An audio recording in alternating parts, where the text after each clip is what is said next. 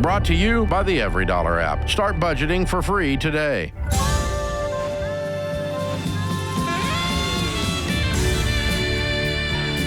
Normal is broke and common sense is weird. So we're here to help you transform your life. From the Ramsey Network in the Fairwinds Credit Union studio, this is The Ramsey Show. And I am Rachel Cruze, hosting this hour with my good friend and co-host of Smart Money Happy Hour, George Kamel. And so we're here to answer your questions about life and money. So give us a call at 888-825-5225. Up first, we have May in Oklahoma City. Hi, May. Welcome to the show. Hello. Thanks. Yes, absolutely. How can we help today? So I'm getting a little bit of conflicting advice. A couple years ago, me and my husband set up like a set kind of budget plan, and our goal was to pay down our mortgage, as quick as we can as part of that. We don't have any other debt, and we've been paying basically double payments on our mortgage. So instead of $1,500 a month, $3,000 a month for the last 2 years. Awesome. And I have $195,000 left on my mortgage with no other debt. But last year when I went back to work full time, we met with a financial advisor because with both of our combined incomes, we didn't qualify for a Roth. And I finally had a 401k to contribute to. And he was looking at my savings and the amount of retirement we had already saved up at age 45 for where we are now. And he was like, your interest rate is 2.9%. You shouldn't be making payments on your mortgage extra. You should be putting that towards your retirement because in the long term, you're going to make 8% or more off of that by the time you retire. And that's more important at this time in life. So I was just wondering which is correct. Should I be putting money towards my mortgage extra, or should I be focusing on retirement and more savings for my kids, like their 529s and stuff like that? Says most financial advisors out there. That's the hard part. And math. They're not terrible people. This person sounds like a level-headed person who's just doing math. And as you know, money is way more than math. It's about your peace, your options, your margin, and paying off your house leads you towards freedom. Now, investing can lead you toward a different kind of freedom. That's also true, but they have a vested interest in you giving them more money because that's how they make money. Do you understand? Right. Yeah, they are the investment advisor. Yeah, so their judgment is clouded. This might be a little sus. Yeah, and I don't know. and I'll say this too, from a mathematical perspective, yes, you're going to make more in the market if the returns are 11, 12%, right, than paying off a 2% debt. The math of it makes sense. Just like when you have debt, a lot of people want to pay off the highest interest rate first because mathematically that's all correct. But what George was saying is so true. I'm like, what we have found is that money is so much more than math. I mean, we say personal finance is 80% behavior. It's only 20% head knowledge. So your behavior is not factored into his financial calculator, if you will. Your peace of mind, your sleep at night, your autonomy when you own everything, including your home, which is unheard of these days. When these things start to play in and you have no debt, you have complete say over everything in your life. There's just something we have found from a psychological, emotional, spiritual perspective. It just changes. And what I tell people all the time, May, is listen, because I get the math argument. I understand it.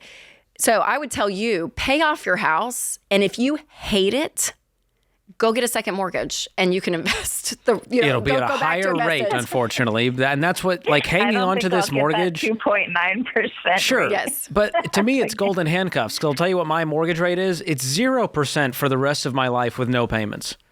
And so I'm optimizing for something different. I'm going to be okay in retirement, and the truth is, May, you guys are going to be just fine in retirement. You'll be multimillionaires. Am I wrong?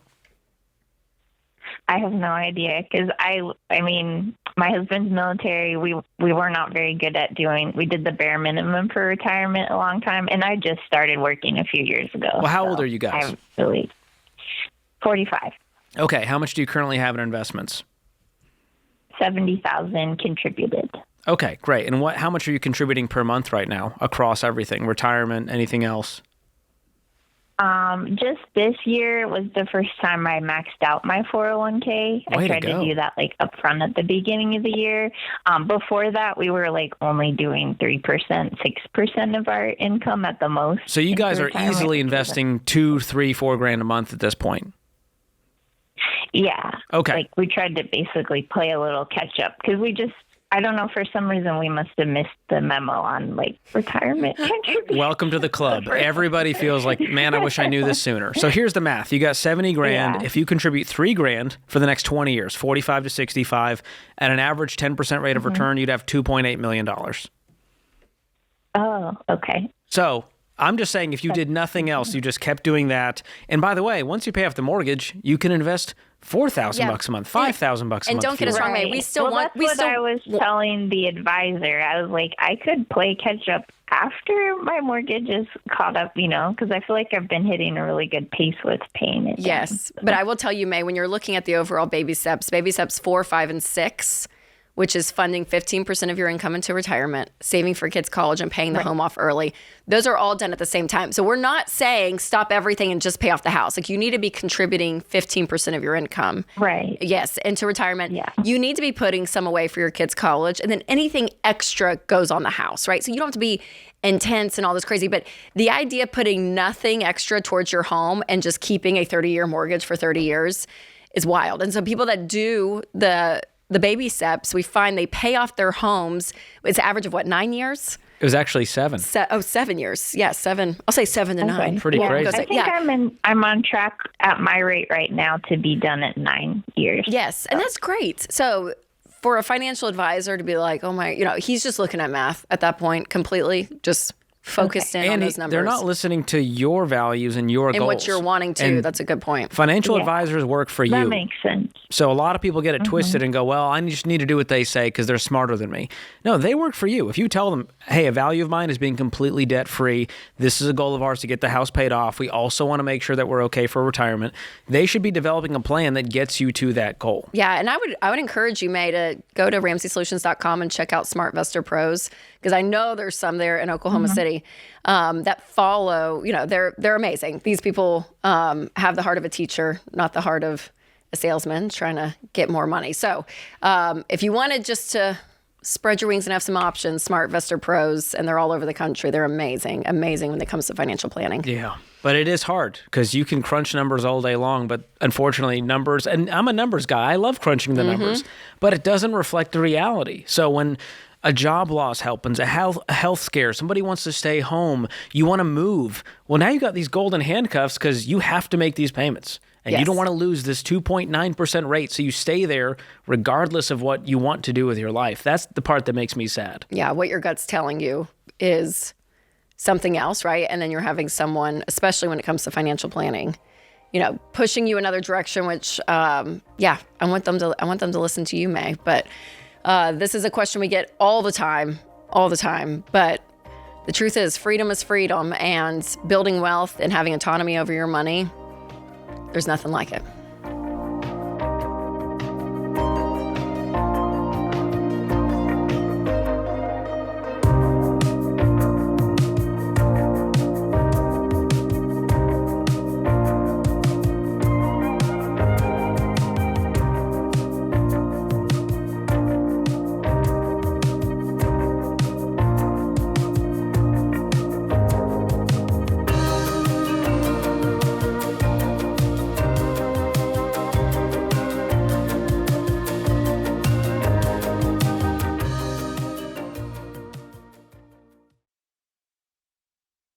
Business owners know it costs money to make the phone ring. Maybe it's advertising, maybe it's referrals, maybe it's years of earning trust. But when that call goes unanswered, all that work can disappear in a hurry. And that's why today's episode is brought to you by Quo, spelled Q-U-O, the business phone system built so you never miss a call. With Quo, you and your team share one business number, so you can reply faster and stay on top of every customer conversation. Quo works from your phone or computer, logs calls, summarizes conversations, and gives you next steps. service. Nothing gets missed, and every customer gets a response. And here's what I really like. Quo's built-in AI agent can answer questions, handle after-hours calls, and even help book appointments, so you're not losing leads just because your team is offline. You didn't start a business to spend your days playing phone tag and digging through texts.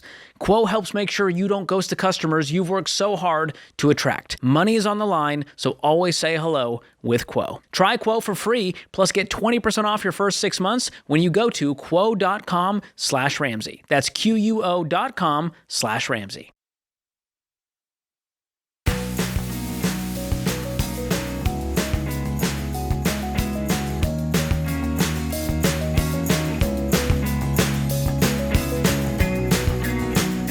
Up next, we have Sarah in San Diego. Hi, Sarah. Welcome to the show. Hi, thank you for having me. Yes, absolutely. How can we help? I'm calling because my side hustle has turned into kind of a long-term situation, and I'm now wondering if I need to include it into my retirement investments. Oh, very cool. Oh. What is it? What kind of side hustle? So I'm a speech pathologist, and my full-time is speech therapy, and then I picked up a side gig as speech therapy for a different company. Okay. Nice. How many hours a week are you working? It varies because I can choose. I'm in home health, so I can choose my own schedule. Anywhere between 30 to 40. Okay, that's great. So how much income are you bringing in a year if you include the side hustle? Including the side for me and my wife, or just me? Both. Household income. Household income is around $350,000. Oh my gosh. Well done, y'all. Well done. I mean, at this point, yeah, I probably would. I mean, we kind of say any income coming in, but with your main sources of income, you guys are going to be fine if you just invest 15% of just that. That's 52 grand right there. Yeah. So you guys you'll be fine either way, but because this has become more significant and you're like, it's going to be probably long term, I would count that as my income towards that 15%. Would you, George? Yeah, I mean, it sounds like it's consistent. You're going to continue doing this, and you're debt-free with an emergency fund. There's no other sort of goals right in front of you?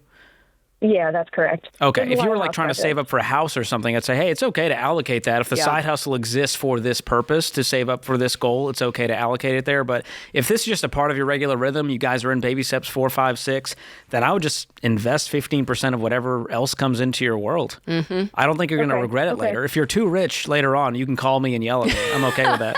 No one's taking me up on it. You can blame us. People yell at me for worse things, so way to go. I know. I have someone to blame. So great. Well done, Sarah. That's awesome. The work ethic is there. Those are the questions we want. Well, and the fact she's working 30 to 40 hours. Usually the side hustle comes into play for a lot of people on that baby steps 1 through 3. They're building up that first emergency fund. They're trying to get out of consumer debt or build up a fully funded emergency fund. So we usually see that. But it sounds like the way her life is structured, it's sustainable. It's sustainable. It's not going to like burn her out. Yeah, to do it's not this. like I was going to ask if she was working like 60 hours a week. So I'd be like, and if it went away, they're still okay. Yeah, it's not a big deal. So that's Love a it. great place to be. Well done, Sarah. All right, let's go to Elle in Cleveland, Ohio. Hi, Elle. Welcome to the show. Hi, thanks for having me. Absolutely. How can we help? Well, I wanted to get your advice on where to allocate my funds. I am taking on a new licensing in my career. It doesn't necessarily guarantee an increase in my salary, however, career growth. There are 6 more modules I need to take, and they're about $850 each, and it's monthly. And then there's a review after that that's $1,500. Okay. I currently have $18,000 to pay off in credit card debt and a mortgage, about $180,000 due on the house. Okay. So as a single mother, few kids, just wanted to know what do I do? Do I slow it down? Do I hold off on this until I'm in a better position? How soon will this advance your career? Like when do you have to, because you said it's not an immediate raise financially. Well, financially, no, but at the same time, it is part of part of the deal of this position that I took about a couple years ago. So it's required. One of the goals for me to obtain this. Yes. Okay. And they're not going to pay for it? Well, I get reimbursed after I pass the final exam up to $5,000, which doesn't. I will still be short a couple $1,000. Yeah, I mean, you said it's $850. You got 6 more plus $1,500 for the exam, right? Yep. Mm-hmm. Okay, so that's $5,100 for the classes and an extra $1,500. So basically, you're just paying for the exam when you think about it that way. So in that regard, it's not necessarily, it's slowing down your debt-free journey, but then you get that $5,000 reimbursed. You can slap that on the debt, right? Yeah. Yeah. And it's somewhat required for your position too, right? So I see this as like it's a non-negotiable. I have to do this for your career. So I would go ahead and make sure, number one, can you cash flow it? How much do you make a year? About 115. Oh, good. Fantastic. Oh, well, you could do both of this. Yeah. Do you have enough margin to cover the school plus throw money at the debt?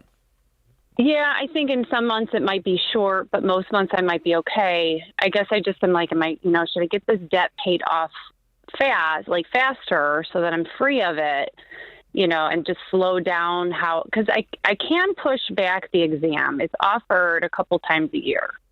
Okay. So the exam portion could be, because once you go through the classes, you can get reimbursed, or is it only once you pass the exam? Once I pass the exam. Got it. So that money's sort of locked up. You sort of already paid that. How long would it take? Let's say you didn't do the courses and you just went full throttle on the credit card debt. How quickly could you pay that off, making $115? I think I could pay it off rather quick, and I'm fortunate. Well, kind of. I had rolled it into 0% about a year ago, so they and I know I had that transaction fee, but I think long term I knew it was going to save me money. Based on what I could do. So I think at this point I could knock it out within, I don't know, maybe 15 months. When is the 0% period over? One of them, there's 7,000 that I have 7 more months on. And then, 7,000 that I have 13 more months on, and 10,800 that I have 7 months on. So we need to get this done real fast. Yeah, I was going to say 15 months. Yeah. Because you already paid 5% for the balance transfer, and now you're going to pay the 25% interest once it pops back up. I did look out. They were 3%. But yes, there was a fee. 3% for the transfer out of your 18 grand. Then in that case, I would, if you're saying, hey, I can push this off, it sounds like you're not dying to get these courses done. Yeah. But I would use this as fuel to get out of this so much faster and make it. Can you do this in 7 months? I was going to say really 7 intense? or 8 months. Yeah. I don't know with what I currently have. Are you bringing home $9 grand a month? No. 8 grand, 7 grand? What is it? I think it's about a little under 7. Okay. Yeah. So $2,500 would get you done in 7 months on the credit cards.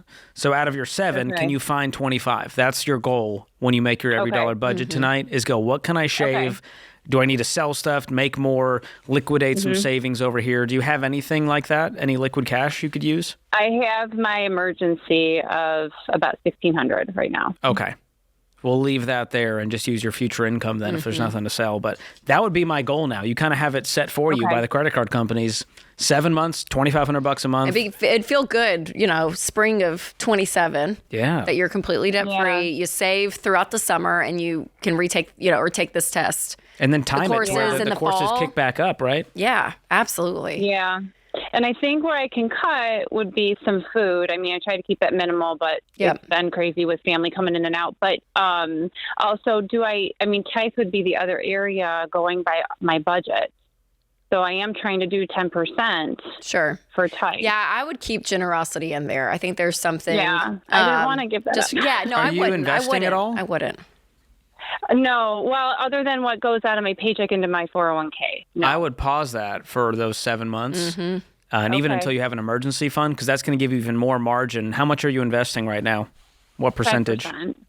5%. 5%. Okay, so here's the math on that. Out of your $115 income, you're talking about freeing up $5,700.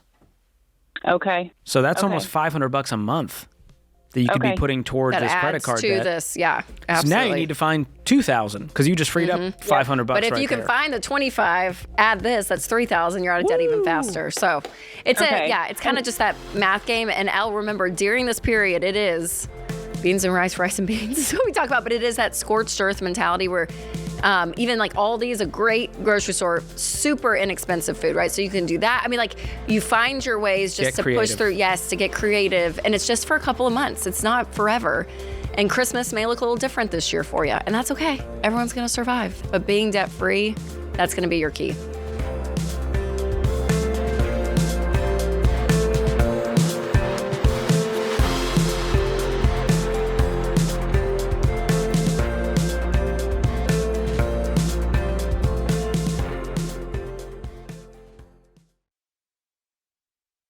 Health insurance is confusing on purpose.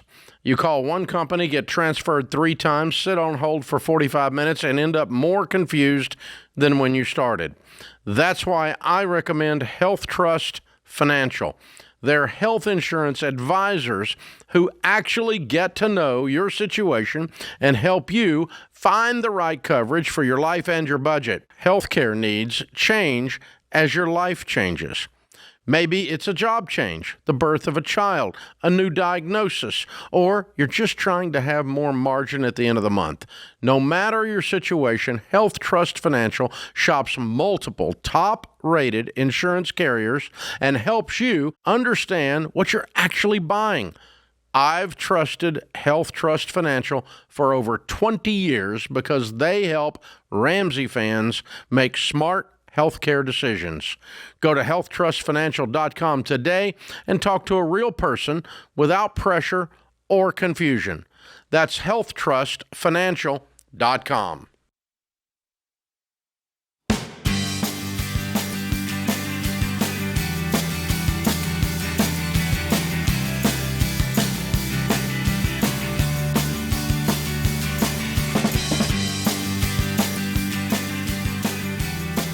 When it comes to buying or selling your home, it is high stakes because a bad deal could cost you tens of thousands of dollars. And listen, you do not want to overpay for your next house, or you don't want to sell your current house for less than what it's worth. And that's why Ramsey Trusted connects you with vetted real estate agents who have experience to guide you step by step to make smart decisions when it comes to buying or selling your home so you don't make expensive mistakes. Now listen, connecting with an agent is very easy. And what's great is every agent has a profile, so you can compare profiles, you can interview your top choice and pick the one that's right for you. So to find a local Ramsey Trusted agent who's has your best interest at heart for free, go to RamseySolutions.com/agent or click the link in the description if you're listening on podcast or watching on YouTube. All right, up next we have Caitlin in Indianapolis. Hi, Caitlin. Welcome to the show.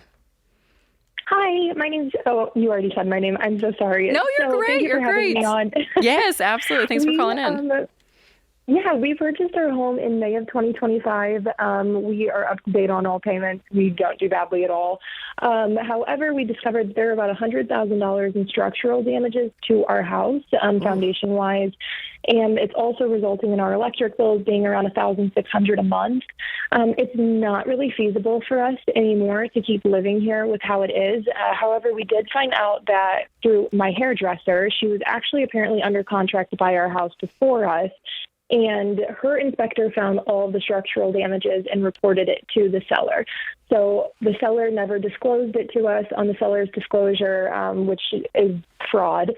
So we have a attorney set up and everything. We already paid the retainer and sent demand letters.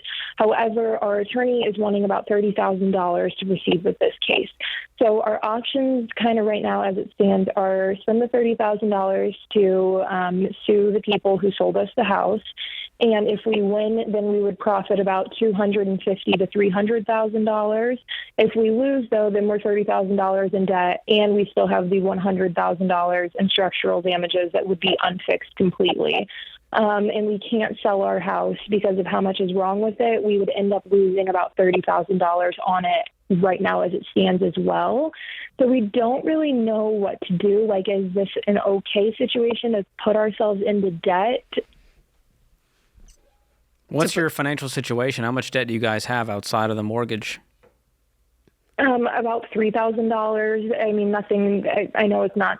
It is debt, but it's nothing absolutely astronomical. Mm-hmm. And how much do you have in savings? About $1,000. Not much. Have you contacted other lawyers? We have looked around everywhere in our area, and everybody's running about the same exact price. It's about the $450 an hour. They all want a $7,000 retainer, and they're saying that it's going to cost anywhere from $20,000 to $30,000 to get it done, start to finish. Man. Yeah. I'm trying to think if there's any lawyers that would do it. Sort of. Knowing that they'll collect on the back end. Yeah. My uncle's a lawyer in the area. He doesn't practice this type of law, but he said that that's not really a common thing in this area. Because it sounds like if you guys pursued this, you would win. I'm confused how it happens. You can prove the seller's new because you have the previous inspection report. Yeah. And so at that point, I don't know how they go, we're not going to pay this. Right, exactly. What worries me is that they're saying that they're not going to pay it, and they may not have it either. Right. That's my guess, is they don't have the money to pay it either. Yeah. So my fear would be... They aren't poor either. These are people who are flipping houses for a living. I mean, they live in a massive home. I don't think that they're poor. I just don't think that they have the $100,000 straight up front to pay it. Yeah, probably not. They're probably leveraged in all areas. So that would be the thing. They would be forced, I guess, from a lawsuit perspective, either to come up with the money in an amount of time, or they would sell an asset, their primary home to pay. I don't know. It does feel like it still feels like a gamble to me that you're going to get that much money out of the situation. So I would hate for you to go $30,000, risk that. So the next option is, if you were to sell it, you said you would lose probably $30,000 on the home sale. Is that with the structural damages, like being upfront with those? Yes, since we would have to legally disclose all of the structural issues to the house that we know about. Our house, we bought it for $200,000. Our home wouldn't be worth anything more than $120,000. We'd maybe get $150,000 out of it, is what a couple of realtors have spoke to us about. And have you had any contractors out to look to see if you were to rehab it, what that would be, what that would cost? $100,000. $100,000. How many bids did you get? How many people did you talk to? We have spoke to probably 10 to 15 different companies. And they're all around there? Yes, $100,000 was actually the cheapest we could find. Wow. Well, I wouldn't give up on the search, because right now your best case is still finding a lawyer who can do it on contingency. And so I would ask around, call more real estate attorneys and say, hey, do you take concealment, non-disclosure cases on contingency? The other thing I would do is check if your title insurance or a home warranty would cover a portion of that, and dig into the fine print. They said that they wouldn't. Nothing would cover it. And your inspector, Caitlin, didn't find all this? Either. Sorry. What was that? I'm so sorry. No, you're fine. Did you have an inspection? Yes, we did, and our inspector missed it. But the previous one caught it somehow. Mm-hmm. Yeah. So it's documented somewhere. Yeah, can you get a copy of that inspection report? Yeah, we have it. My attorney already has it. Okay. So they've seen this all. They know there's a case here, but they're going, hey, based on my hourly rate, this is going to cost you this much. Yes. Man, Kayla, I'm so sorry. It's a brutal place to be. No, it's not your fault. It's just a bad situation. It is a bad situation all around. My husband makes about $100,000 a year. So I mean, I don't even think that we could financially budget for $30,000 over the course of a year with 3 kids as well. I just don't think that it's feasible for us. Yeah. So we would 100% have to take out a loan. Right. And I wouldn't advise you in good faith to do that. So I would either continue calling attorneys, and maybe some that aren't even local, right? I mean, like maybe you hop over to another city or something, still in the Indiana somewhere in the state. area. But what I think I would slowly start trying to probably fix it, because selling it then puts you in negative $30,000 with no equity, nothing, starting over, versus like what stages over the next 3 years are we going to fix this house, right? And it's a slow process, and you fix it little by little, and then you might get in there and do maybe half of what you feel like you need to do, and it actually ends up fixing a lot of the problem. And and you know what I mean? Like you could get in there, but that's where I tend to lean. And on the other side, if you want to save up and pay the retainer and go, hey, we're going to pay you the rest once the case is closed, they might be willing to do sort of a partial contingency there Half if and you half. cover the retainer. So that might Yep. mean we are selling stuff. Hey, once the Getting kids se- are down, you're going to get a side job. He's working an extra 20 hours a week so that you can come up with that money, because that's still your best case scenario as far as the Absolutely. financial damage. Absolutely. Oh. Yep. The joys of home ownership. As all the parents go, kids, you're throwing away money on rent. Go buy a house. And then you see situations like this. Yeah. But that's the other frustrating thing. Just immoral people that they know Yeah. that there's an issue, the homeowners, and they don't disclose it. I mean, complete fraud, completely illegal. You cannot do that. And every part of me wants that justice, but also I can't tell. I couldn't advise you to go $30,000 in debt for still a little bit of a gamble of if you win or not, or what that looks like. Because then it's just insult to injury. Now you're just in a way worse place. Yes, So there's not a lot of good Where I would rather you be options here. putting your money towards something you know is healing the situation rather than a guess, right? Unless they more can, in your control. yeah, unless they can take the retainer, ask for the $7,000 up front, and say, "Hey, we Yeah, can pay that feels this," like enough to where I would go, all right, I'm willing to at least lose the $7,000. and maybe $1,000 a month, over time Yeah. to get the rest. I don't know what kind of deal you could work with an attorney to just figure that find out. an attorney with a heart. There's got to be at least one out there. In Indianapolis, help Caitlin, help her. Good people of the Midwest, where are they?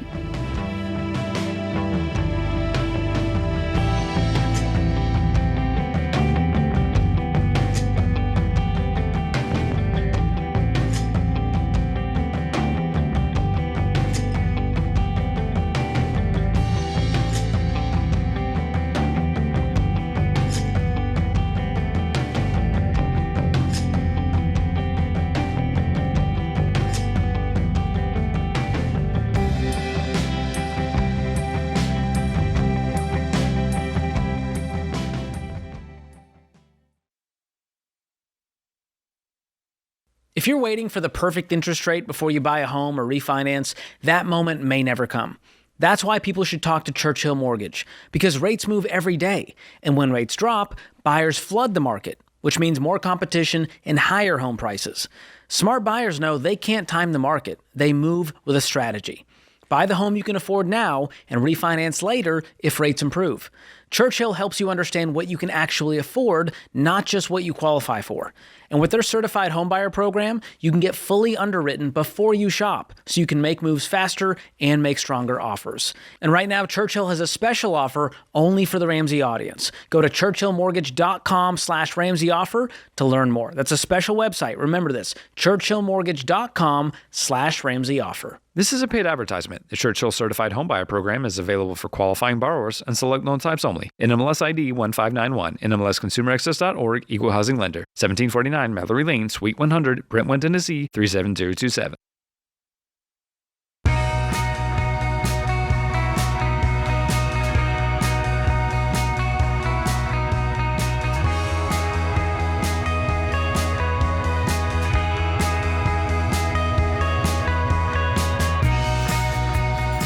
Up next, we have Derek in Los Angeles. Hi, Derek. Welcome to the show.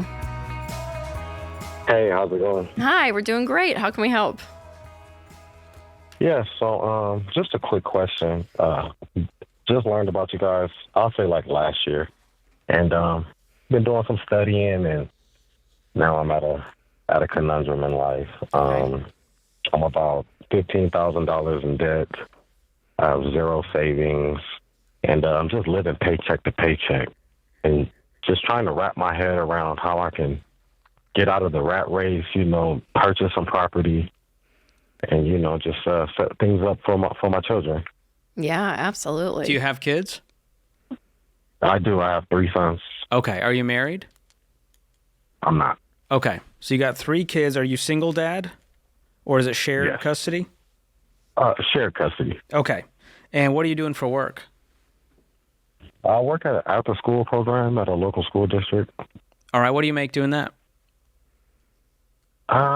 Well, during the summer months and, vacation time, I don't make anything. But on average, I'll say about 40 to 48 a year. Okay. And what kind of debt is the 15? The 15,000 is mostly consumer debt, a few credit cards and stuff. And I also have a housing eviction for 12,000. Oh, boy. Yeah. This from a past house that you didn't make payments on? Yeah, I took over a lease when my mother passed away.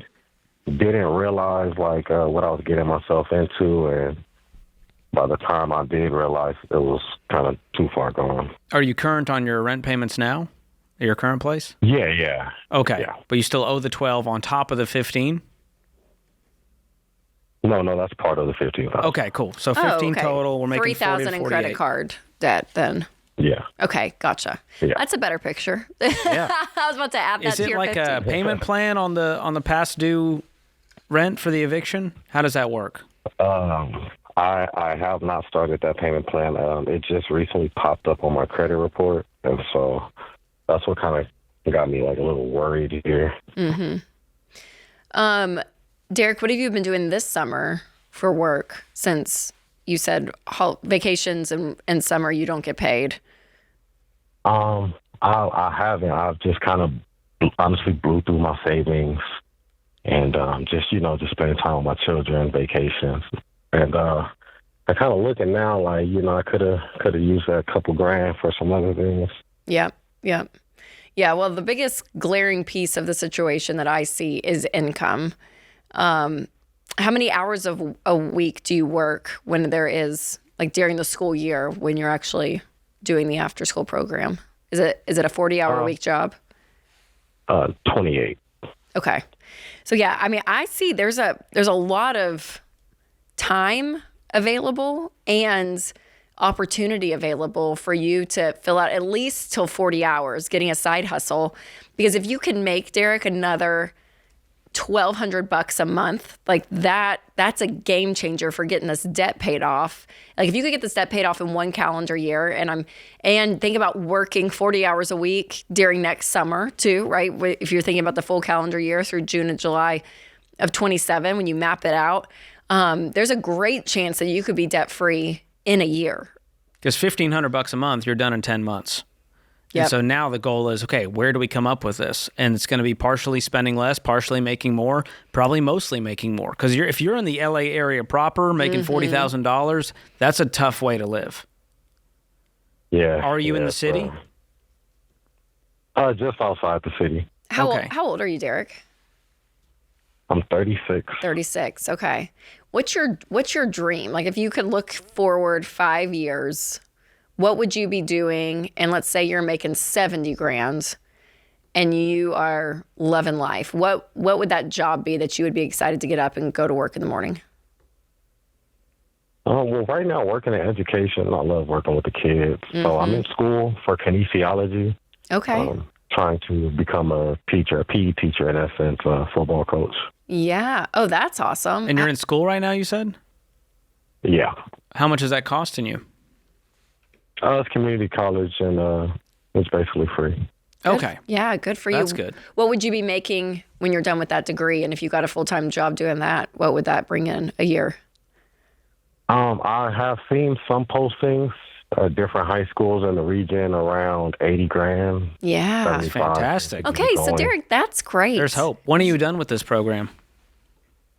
I have another year and a half. Okay. So in the meantime, we got to clean up this debt before then. So how cool would it be a year and a half from now, you're done with the program, you have no debt, and you have fully funded emergency fund? That's what you need to put on the bathroom mirror. That is the goal. Yeah. Nothing's going to stop me from being there 18 months from now, which means 10 months from now, I'm debt free. Another 8 months from then, I've got 25, 30 grand in the bank. That's the goal. And however much work it takes to get there, we're going to get there. So what is your schedule with the kids right now?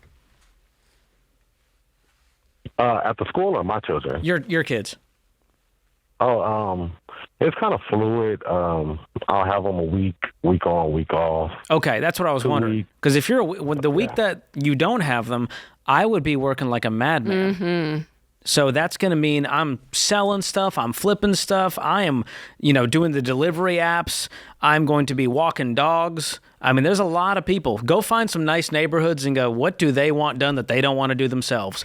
Yeah. Pretty much everything. And sometimes, these side hustles, you want to, be the next kind of step into the next career in your situation, but you already have that. I mean, you'll have that in a year and a half, regardless of what your side hustle is.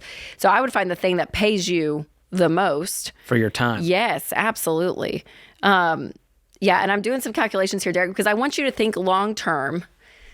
Because you said I want to have a house for my kid. Like I hear this in you that you're like, I want my life to look different. I want my kids, our family tree to be changed. I want my kids to see something different.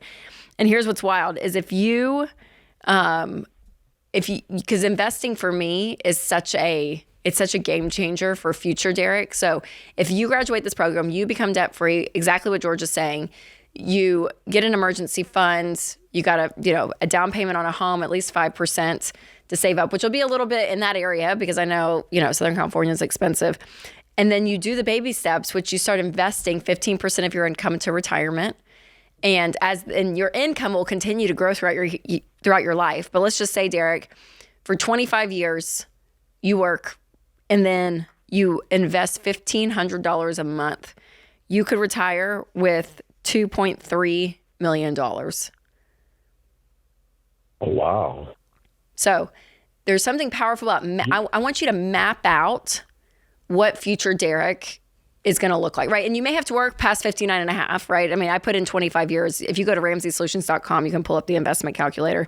These were just numbers I was just putting in, saying that you have nothing in retirement right now, and you invest $1,500 a month. Even in your late 30s, yes. Which people feel like, wow, I don't have time now. I should have started at 20. That's right. You still have time. Yes, and it would be you working a little bit longer. But man, I mean, that's what's wild about all of this is starting today. Something, things are going to change, but that means your life day to day is going to have to change. It's going to have to look different, meaning you're going to be working more to get yourself out of this consumer debt so that you can save for a house, you can start saving for retirement and so forth. Understood. Yeah, And, got the marching just a quick orders. question. As far as like, right, as far as like saving for a home, like how does that look? The same way you would save for your emergency fund, once you free up that debt, you've got some freed up payments. Now we're just trying to live on less than we make. So if you make 40, we got to try to live on 30. If you make 80, we got to live on 60 and bucket that other 20 grand into high yield savings, for example. And if you just put that in a high yield savings account year after year, 5 years at 20 grand is 100 grand. So now by 41, 42, you have six figures for a down payment. So there's no magic wand for this. No, but if you go to RamseySolutions.com/real estate, there's kind of our perimeters around when buying a home, how to do it wisely. But yeah, you got some big goals ahead of you, Derek. If you actually stay on the line, Christian will pick up and we're going to give you a copy of Dave's book, Total Money Makeover, because it walks you through the baby steps. And this is exactly where you're at. Like you are starting off. And if you start today, man, Derek in 20 years is going to love Derek today.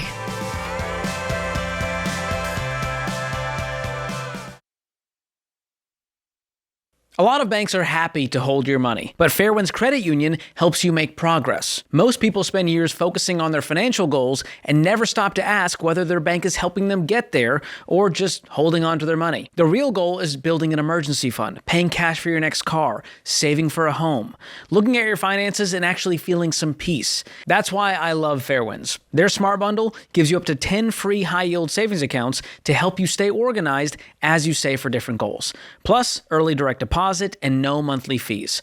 And you get support from real people who want to help you win with money.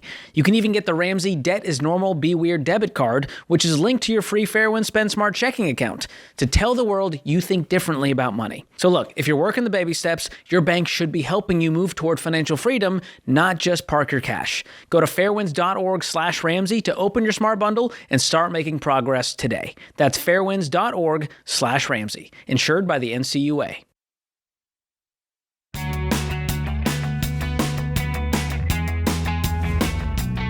Welcome back to The Ramsey Show in the Fairwinds Credit Union studio. I'm Rachel Cruze here with George Kamel, taking your calls at 888-825-5225. Up next, we have Amanda in Dallas, Texas. Hi, Amanda. Welcome to the show. Hi. Hello. How are you? I'm good. Thank you. Great. How can we help today? Okay, so a couple of months ago, my last parent passed away, and I have received a substantial amount of money. Okay. And my fiance, so I immediately did, the recommended steps. Well, my fiance is wanting me to help him pay off his debt. He has about almost $19,000 worth of credit card debt. And of course, I'm willing to help him. I don't expect the money back because I know in the long run it's going to help us, like our family. But my stipulation was, per the rules, close your credit card accounts. Once I pay these credit card accounts, you have to close the account. And he is saying that I'm financially abusing him because I'm requiring him to do that. So I just, I don't know. Oh my gosh. That's like saying, well, hey, I'll pay for your rehab if you stop using drugs right now. And he's like, hey, come on, that's abusive. Let me enjoy my life. So why is he anti-closing the cards? Is he still using them? He still is using them. Yes. Okay. He pays about, he gets a payment from his disability, his VA disability. He pays $1,900 off each month. So I know that, he would pay it off soon. He started at a crazy amount of debt, like $60,000, and he's got it down to like 18, 19. But he's looking to get a new vehicle, and he wants to start saving for that. And so he's like, this fast tracks everything. So when are you guys getting married? October of next year. Okay, so a little over a year. Well, it sounds like you guys are not really aligned with financial goals or values. It has been a process. We've been together for 9 years. And how old are y'all? I am 31, and he is 34. Okay. How long have you been living together? 5 years. Okay. So he sees you guys as a married couple where it's like, hey, we're already doing life together. Just go ahead and pay off my debts. What are you doing? Right. Okay. Yep. Well, the fact is you're not married. And it's harder to tell someone to change because they haven't had to change. Yeah. I mean, it's been a lot of comfort here of just you guys kind of doing life together without the actual commitment and financial and legal protection here. So that's my biggest thing is, if you're going to ever pay off his credit card debt, please don't do it until you guys are legally married. Okay. That's number one. Number two. He's really not going to like that. I would not pay his credit card debt if he's going to go back into credit card debt. And it's not you're financially abusive. It's we are misaligned financially. And so I can't, in good faith, from my values, do this knowing that you're going to go back into debt with a car payment the next day. Right. Yeah. So okay. I think he's a little bit beyond his skis here saying that it's abuse. I can't put that in that category. No. That's like so offensive to people that actually But I think he feels a little bit emasculated that you're stepping in to sort of save his butt with stipulations like, it's mom with rules. Well, and the problem is it does sound like, because it is, hey, there's a condition to what I'm going to do. And I don't think you're wrong in that, Amanda, but I think the biggest red flag, if you dig a little deeper, is that this is if you guys don't get aligned on this will be a tension point in your marriage going forward. And it's going to be really hard to build wealth. It will. And we see it all the time that, the wife, husband or wife, you could put either one in the scenario, but you're wanting to get out of debt, you're wanting to save for retirement and do all of this. And he's like, well, I'm just going to go out and get a truck payment for $1,200 and not tell you because you would just shame me and make me feel bad. I'm going to go do, right? Like it's a level of immaturity on his part, personally, is what I think. So I would be aligned. And again, you don't have to be the same person. I'm not saying that. You don't have to be the same person when it comes to money.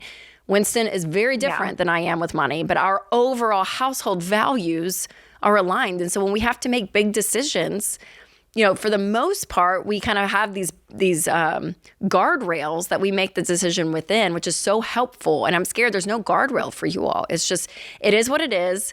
And it's been like that for 5 years in your relationship because, you guys have been acting like you're married. And so that's when these habits and these patterns really start to play in. And then the moment it changes, and you start to feel like, oh my gosh, we are going to be a married couple, and oh my gosh, this windfall of money happened, or oh my gosh, he lost his job. Oh my gosh, I lost, whatever it is, right? Life starts happening. It starts to magnify the situation. And so I would get with a marriage counselor, or and something. I would go through Financial Peace University as well. Yeah, and I would do work just on your relationship as a whole, Amanda, too, because I do wonder what patterns have creeped in for you all that you want to look different in marriage. And one of those is probably going to be money. Yeah. I definitely feel like at the beginning of our relationship versus, now 9 years into it, that there's been a lot of mental change about the way that he views money. My parents were very frugal and they taught me what to do, and his parents did not. And so it's been a more of a learning curve for him. Mm-hmm. I have faith that, he's going to get where he needs to be, but also, like you said, it raises all my red flags whenever he's it like, should. You're 9 years into this. How much did you get with your inheritance? Just shy of $1 million. Okay. Wow. Yeah. Have y'all talked about what you want to do with that? Have you even had that discussion with him? Yes and no. I got it. Everything wasn't liquid, so I got my parents' IRA, and then they also had a brokerage account, and then they had CDs, and then they also had checking and savings accounts. So they had a little bit of everything. Mm-hmm. And I'm keeping the brokerage account as is. I'm not going to touch it. I'm just going to let it keep growing, and I'll put, invest into that. As far as any of the liquid cash, I don't know. We do have a house together. So I was thinking about maybe paying the mortgage off. Is that in both of your names, the mortgage? Yes. And the deed as well? The house deed? Yes. Like this is legally y'all's house. The ownership. I'm sure it is. Usually if the mortgage is. Yeah. Yes. So I wouldn't touch that asset. I would not pay that off now. I would wait till you guys are legally married. And I don't know why you're waiting until October of next year now. Will we wait until the 10-year mark? What's the goal with the October 2027 wedding? We had a specific venue that we wanted to use, and that was when they were first available. Yeah. So that's what we did. Wow. Just not urgent. Well, Amanda, I would not combine it. I would not touch his finances, and I would not pay off this house. I would not do anything until you are married. And I'm telling you, if you guys don't get to the root of some of this stuff, it's going to be constant conflict. And you may look up after you get married and this $900,000 of inheritance may be spent very quickly.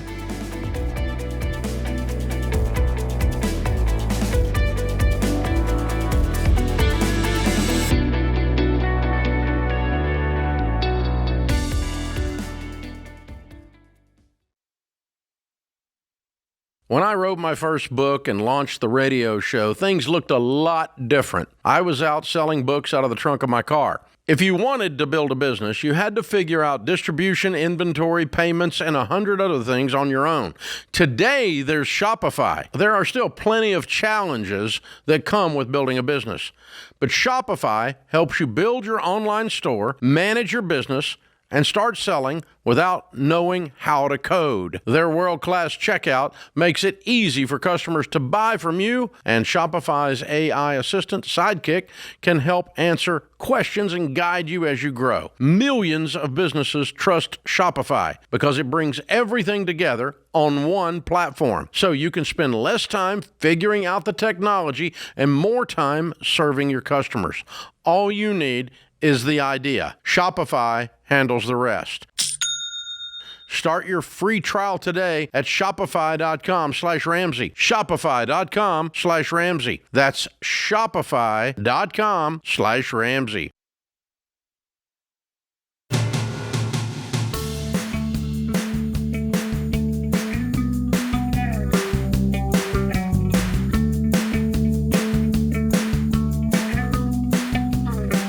Up next, we have Lance in Louisville, Kentucky. Hi, Lance. Welcome to the show. Hi, how are you all? Hi, we're doing great. How are you? I'm doing well. So essentially, a year ago, I bought my first house, and shortly, a couple months after I bought my first house, I wanted to get some work done in the backyard and the parking area.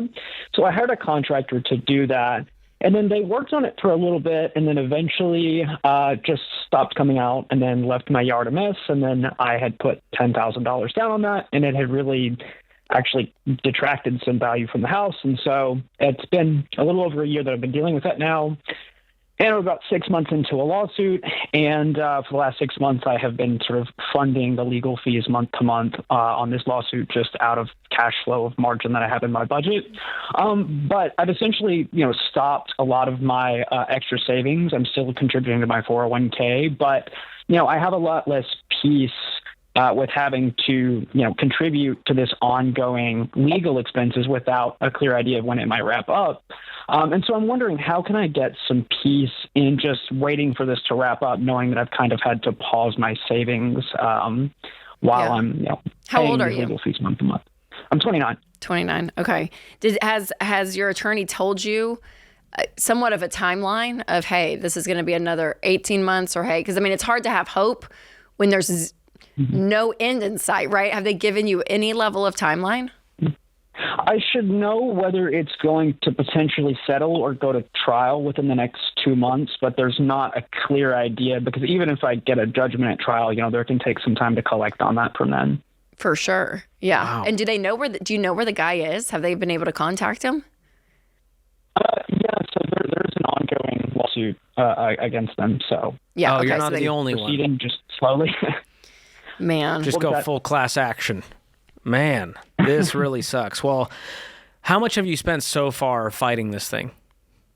It's about $8,000 in legal fees. To recover the 10 grand? So the good part about this is anything that I put in legal fees, if I win the lawsuit, I can get it out, because it's one of those special circumstances to where I can recover legal fees out of So the you'll lawsuit. get your 10K plus whatever you spent in legal fees. I'll get anything that I spent in legal fees out of it. Are they going for 10K? Is that it? Theoretically, when we consider, how much extra it took to get the project finished and that it detracted value, I could be looking at getting like a 40K Okay. type of payoff from this, because of between legal fees and how much extra it costs to have the project done. So, it's a high risk, high reward type of thing, if I win. But, so it kind of feels like anything that I put in legal fees is a little bit of a savings account that I should eventually get out. But there's always a small chance that I can't recover it.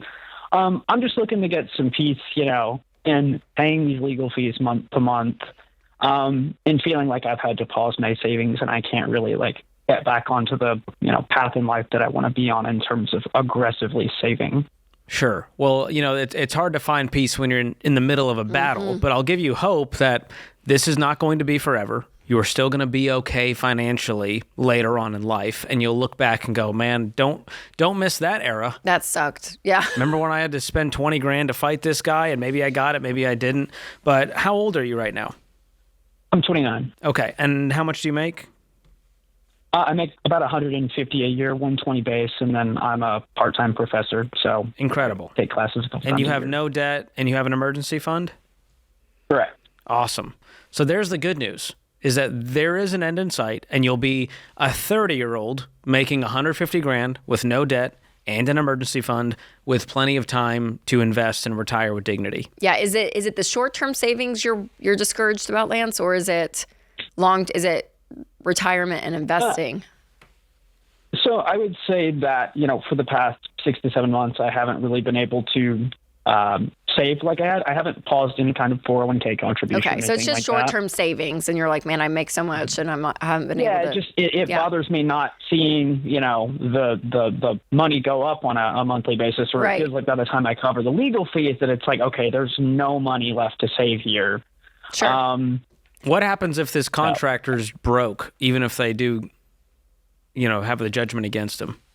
So they do own some property. So we know that there's property to go after ultimately at the end of the day. And so that's not going anywhere. So we're feeling fairly confident about that. Okay. And its value is obviously more than 40. Yes. Well, Yeah. I would just keep on fighting the good fight. There is a level of sunk cost. If you wanted to set a ceiling for like, hey, here's my timeline, here's the financial ceiling I'm willing to pay in before I move on with my life. But it sounds like you're so deep into this thing, you're just going to see it through to the end out of sheer anger. Yeah, but I would not let this drag on. We see this a lot with people going through a divorce, or you know what I mean? Like there's just in that grind of the legal world and dealing with attorneys and being in and out of cases. I mean, it just wears on you so much. So Lance, I probably would have a timeline and say, I can't take this any further than, I don't know, you make it up, 18 months, 2 years. And I would just prepare myself. Okay, so what would happen in 18 months if nothing came about this? And I've paid this much. Like emotionally take yourself there? Yes, I would. So that you're prepared. Yeah, and just to be like, okay, so then what would my life look like financially at that point? And, run some numbers and say, okay, if I start saving, then I can save this much a month, and that's going to go towards this next goal. Like paint your life of what that would look like. And then paint your life 18 months from now or whatever. I'm just making up a timeline. That you got 40 grand. What's going to be happening? What are you going to do with that, right? And so I would probably paint both scenarios, because as much as you want the law on your side, but as sneaky as people are like that, I'm like, they're not, doesn't always follow through the way you want it to. Not always a happy ending there, but I wouldn't let it live rent-free in your head. I think at this point it might be consuming more of you than it should, which I understand. I'd have a hard time not thinking about this every waking second, but it's for the best. All right, let's go to Sarah in San Diego. Hi, Sarah. Welcome to the show. Hi. Hi. Thank you for having me. Yeah. Don't be too excited to talk to us. How are you? Listen, that's just my normal tone. We love it. I'm fine. I'm just overwhelmed and, very anxious about my financial picture. Okay, what's going on? So essentially I was doing fine, had a really good job, and then this bug bit me that said, you need to start a business. So I started a business about 2 years ago. In the midst of starting that business, I started taking out loans for it. And so like right now, so my husband and I combined, I was saying we make roughly around $250, right? Okay. Yep. But we have, let's start from the beginning. I have a personal loan, $35,000. The interest rate's 9.9%. Was that for the And it business? started at $50K. I took it out for the business. Okay. Another one that's $95K. Interest rate's about 7%, 7.7%. For the business? For the business, yeah. Okay. Is that like an SBA loan? What is that? One. No, they were just personal loans, and I started to do the SBA route, but the rates were better on the personal side, and so my goal was just to pay them off early, right? But then I think I just got in way over my head. Okay. What else? 35. So give us the total amount, since we're up against the clock. What's the total amount of consumer debt you have? Right now, okay, so I have, let me see, 85, 95, so that's 180K, and then the 35K, so what's that, 115K, or excuse me, 215K in personal loans. Okay. And then I have 401K loan, which I recently did, which is $23,000. And then I have student loans, $60,000, because we had $220,000 forgiven, thank God. A mortgage, which is $290K, and then a car loan for $29,500. As far as income, like I said, we make about $250, but all our money is wrapped up in debt. Yes, it is. Okay. We have about $10K. $10K. We got a lot to unravel here, Sarah. Yeah. So, Sarah, if you'll stay on the line, we have to go into a break right now, but we'll come back to you in the next segment and try to look at this. I don't want to say dumpster fire, Sarah, but it's I just want to say I got a complicated order. That's how it feels. Sound like that. No, we're gonna help you, Sarah. We're gonna make a plan, and you're gonna go from overwhelmed to feeling in charge and really tired, because there's probably gonna be a lot of work that's about to happen, but it's gonna be great.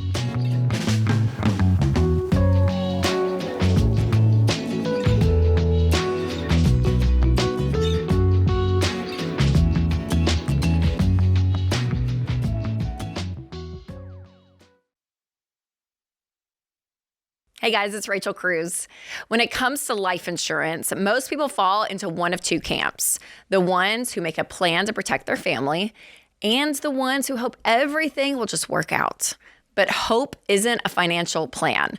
When you get married or have kids, your money decisions aren't just about you anymore. Your income helps keep the lights on, pay the mortgage, and put food on the table.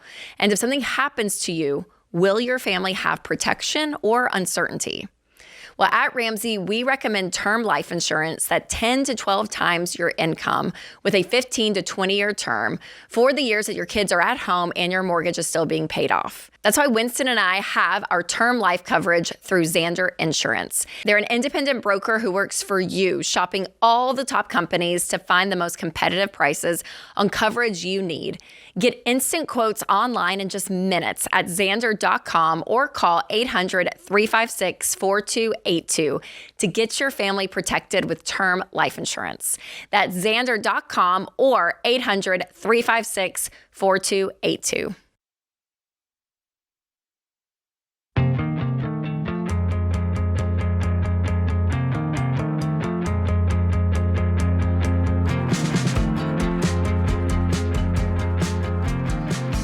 All right, we're going to go back to Sarah in San Diego. So just to kind of recap, I think, Sarah, if all of our math was correct, you have $327,000 in consumer debt. You and your husband together make $250,000 a year.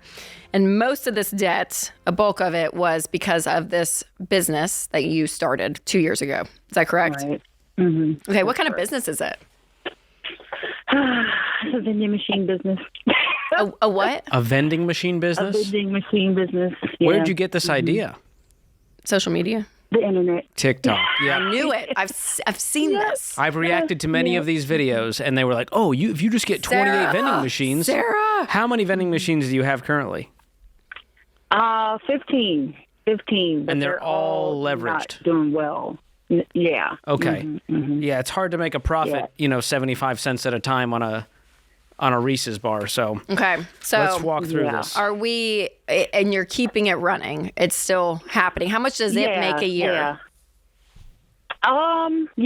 After the expenses, maybe 45,000. Okay, so it does. Not a whole lot. It does spit out a profit even after all of your payments. Yeah. That's factored in. Yes. Okay. Wow. What other assets do you guys have? Like if we said, hey, let's pull everything we can to pay this off quickly. So you have we savings? have $111,000 in an investment account. Retirement or non-retirement? Non-retirement. Okay, that's good. Then we have about, I said 10, but I guess it's closer to about 15,000 just in personal checking and savings. All right. In retirement, we have about 400,000. Okay. All right. Whew. So how badly do you guys want to get out of this debt? Badly. Okay. You're willing to do anything. Is your husband on board? He is. Yeah. That didn't convince me. There may be a little more conversation around it. But Sarah's like, give me some time. Okay. What would it take for you to get out of this business? Could you sell all the vending machines? Or sell the business as a whole? We actually talked about that. We talked about that. I'm open to it, but the thing is, I didn't want to do anything until I got out of debt, Well, this might be your key to getting out of debt. Have you priced it out, what you could get out of this business if you sold it? No, I haven't. And, we kind of bought it from a company where you buy them in bulk, and then you pay that company a big dollar amount, right? Mm-hmm. It was terrible. Okay. What do you do for work outside of this? I'm a PA. Okay. And how much do you make with that? Base pay about $165. $165. And what does your husband make? I would say about $50. He's a supervisor at a hospital. So the $250 includes the $45K in profit from the vending machine business? Right. Because it varies. I said on average 45. 45 may be on the lower end. Okay. Because a part of me is like, this is spitting out $50,000. If you did keep it going, in 4 years, that's helping take a chunk of this 200 off of your 325 plus your investments. I definitely would be selling those investments to knock out a huge chunk of this. And I would just list all of these debts out, smallest to largest balance. Have you done that yet? Mm-hmm. I have. I guess I was just kind of thrown off with the one that's like the 9.9% interest rate. Sarah, we need to just ignore the interest rates right now. That is the least of our problems. Because if we were doing the math, we wouldn't be continually going into all this debt. Well, it was 7%. It was a good deal. We need to start looking at all debt as the enemy, regardless of the interest rate. So what is the car worth that has $29,000 left on it? I want to say maybe 35. Okay. Is that, you have 2 cars in the house right now? We do. One's paid off. So. Okay. Because I'm wondering, if you got rid of that car payment, that leaves a little bit of room. You got $6,000 from the profit, take a little bit from your savings, go get you, a $10,000, $12,000 car, get you from A to B. Yeah. Knock out 10% of your debt. We actually did talk about that. That makes sense. The thing is, I drive a lot, though, so I just have to make sure I get a car that's worth it. I promise you, there's $12,000 cars that run that are fuel efficient. Probably more fuel efficient than the one you drive right now. Because if you take your 327 minus 111, now you're going to have to pay taxes on some capital gains on that investment, right? Right. And that was the part, That's okay. That's still worth liquidating. And then we take out that car loan. We're going to sell that, make a little profit, and buy something in cash. Now we're down to $187,000 while we're still making $250,000. That's true. And we freed up a whole bunch of payments. And what if you learn to live on $100,000? God forbid. God forbid. Yeah, we have a very low key lifestyle. I think there you our go. mortgage is like $1,800. Okay, Good. so if you could all throw, the debt came from nowhere. and I know after taxes and stuff, $250 goes down. But I mean, if you could throw an extra, 75 or so plus, a year at this, you guys are looking real good in about 3 to 4 years. Do you guys take home about $15,000 a month? Maybe a little less, maybe about 13. Because I also do have another side job too. I forgot about. Goodness, you're busy. What is that? Yeah, I make about 25. I teach on the side. 25 great. a year. That sounds stable. Because I'm wondering, what is the maximum amount you think you could actually throw at these debts if you did what we said? You freed up a bunch of payments. Now you're down to 187 by knocking out some of those smaller debts. How much could you throw a month at this thing? Could you throw $8,000 at it, $9,000? I think so. Okay. And the big thing too is I need to. So we've been maxing our retirement, which we probably should not be doing. So guess right what? now. If you pause that, you know what happens? You just gave yourself a raise to get out of this debt faster. Right. And guess what? You guys are going to be okay. If you make this kind of money and you're debt free, imagine how much more you could be investing. But Sarah, you guys, you and your husband, number one, y'all have to be on the same page. This is not going to work if you go and do all of this and you cash out $111,000 out of a brokerage account, and then you guys get right back into it. Like, you both have to really, really be on a team and say, this is what we're doing. It's going to be really hard to do it without him. And if you feel more stress because of all of this debt than he does, you have to explain that to him, and you have to tell him how important this is. He needs to tell you what he's feeling and think. I mean, this is like a therapy session, right? We're getting it all out because I want you guys so united. And this is an extreme situation, Sarah. I mean, $327,000 in just consumer debt. Like, that's a lot. That's a lot. And I know you feel that, but that means that extremeness has to be swung the pendulum the other way, and how you handle it has to be extreme. And that's why you're selling stuff, you're selling investments, you're selling cars, you're lowering your lifestyle completely. You're throwing so much at this. He's working extra at nights. Right. You guys can still be doing, I guess, the vending machine stuff if you want to keep it. I would use maybe that 45 again to throw at this debt. I mean, whatever you are doing, but you guys are working like crazy. You're living on nothing. And it's got to be extreme because the numbers are extreme. Right. So how quickly do you want to get out of debt? If you said, here's my timeline, how many months until you guys want to be debt free? I would say max of 36 months. How about we do 18? Split the difference. I love it. Well, here's how that works. You do what we said. You cash out the investments, sell the car, buy something cheap. You're at 187, and you put $10K a month toward it. Because remember, you paused investing too. So now you're bringing home $15K. You live off 5, throw 10 at the debt. You're done in 18 months. That's a dream. 18 months. It is. So now you both know we said 18 months. We said $10K a month no matter what. That means we're going to live on way less than we make. We're going to make sacrifices, work extra. But if you both do that hand in hand, rowing in the same direction, you will be shocked at how far you will go. You're going to land on that shore in no time. And to have just the no stress, Sarah. You have $400,000 still in retirement right now. You'll press play on that after this is all done. You guys keep funding retirement. You're going to be fine at that point. Yeah. But for you, it's the emotional stress. If you had no payments in the world, girl, you're paying out your ears every month. I mean, I don't even know how you keep up with it from a detail perspective. I mean, if you told 18-year-old Sarah, hey, one day you're going to be making $250,000, you'd be like, what? And you're like, and we are broke. Yes. She'd be like, what? Come again. I know, you work too hard, Sarah. You work too hard. So you called in feeling stressed and just, I don't know what to do. We gave you a plan. And if you do it, 18 months. The peace that comes with that, and you guys make an incredible income, you guys are going to do fantastic, but you have 18 months ahead of you. That's the sacrifice.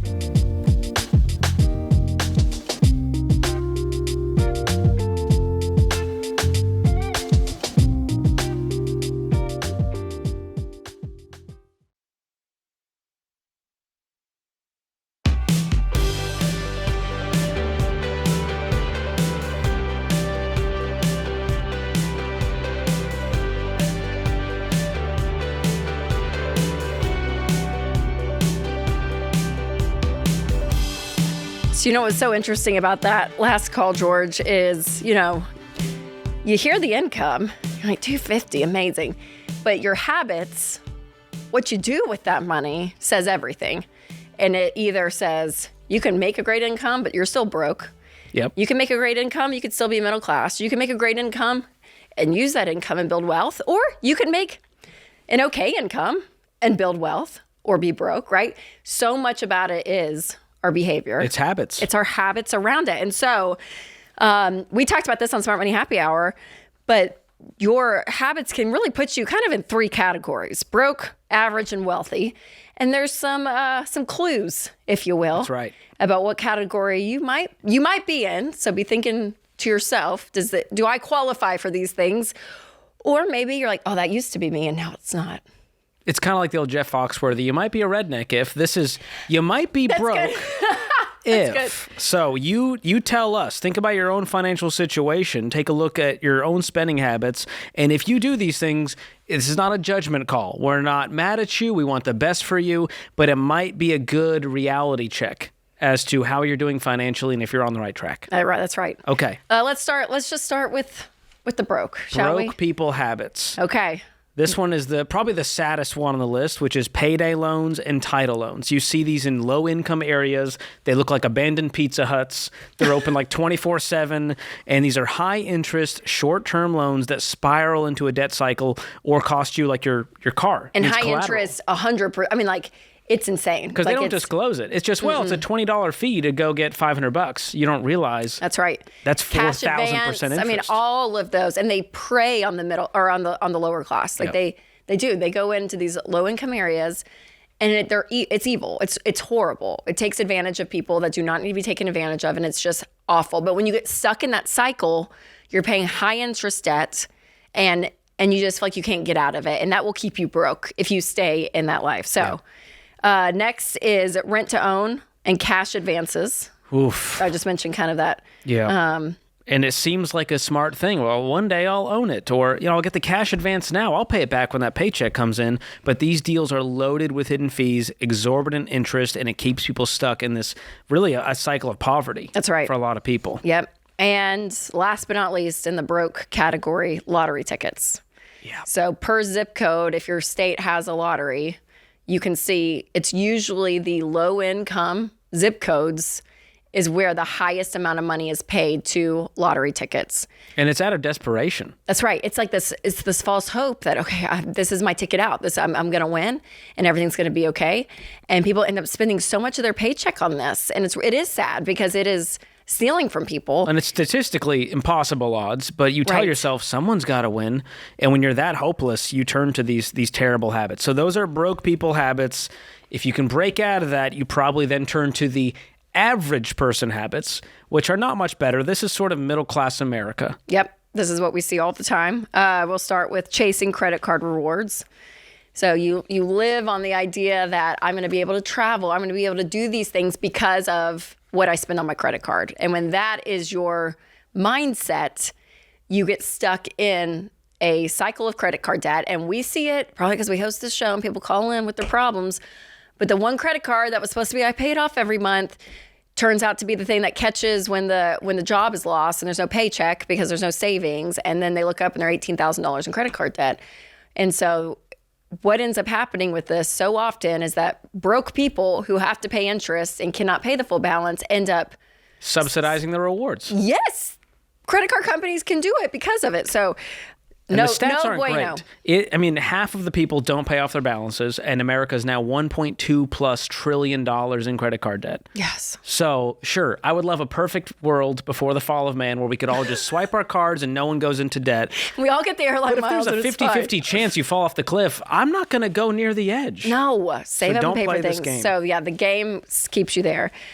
New car payments and leases. Ouch. Yeah, this is where someone goes, well, I want the newer car, and the dealer said he can get the payment down to where I can afford it, and then you get into this cycle where you never get out of these. You're paying top dollar for a depreciating asset, so you paid $50,000 for a car. With interest, you end up paying 60, and that car is only worth 20 by the time it's paid off. That's bad math. That's a classic example of making someone else rich, right? You're making the credit card companies rich, the car dealers, the banks, and you're paying interest on something that's going down in value versus actually making interest for yourself, which will be later in the category. That's what wealthy people do. But yeah, the idea of staying in the cycle of debt and car payments keeps you average. Brutal. And then you have the bigger category of just consumer debt. So think HELOCs, student loans, buy now, pay later plans. These are all really used to fund a lifestyle that people can't afford, or the home renovation that you really want, but you can't cash flow, the student loan for the degree that you may or may not use that may or may not ROI,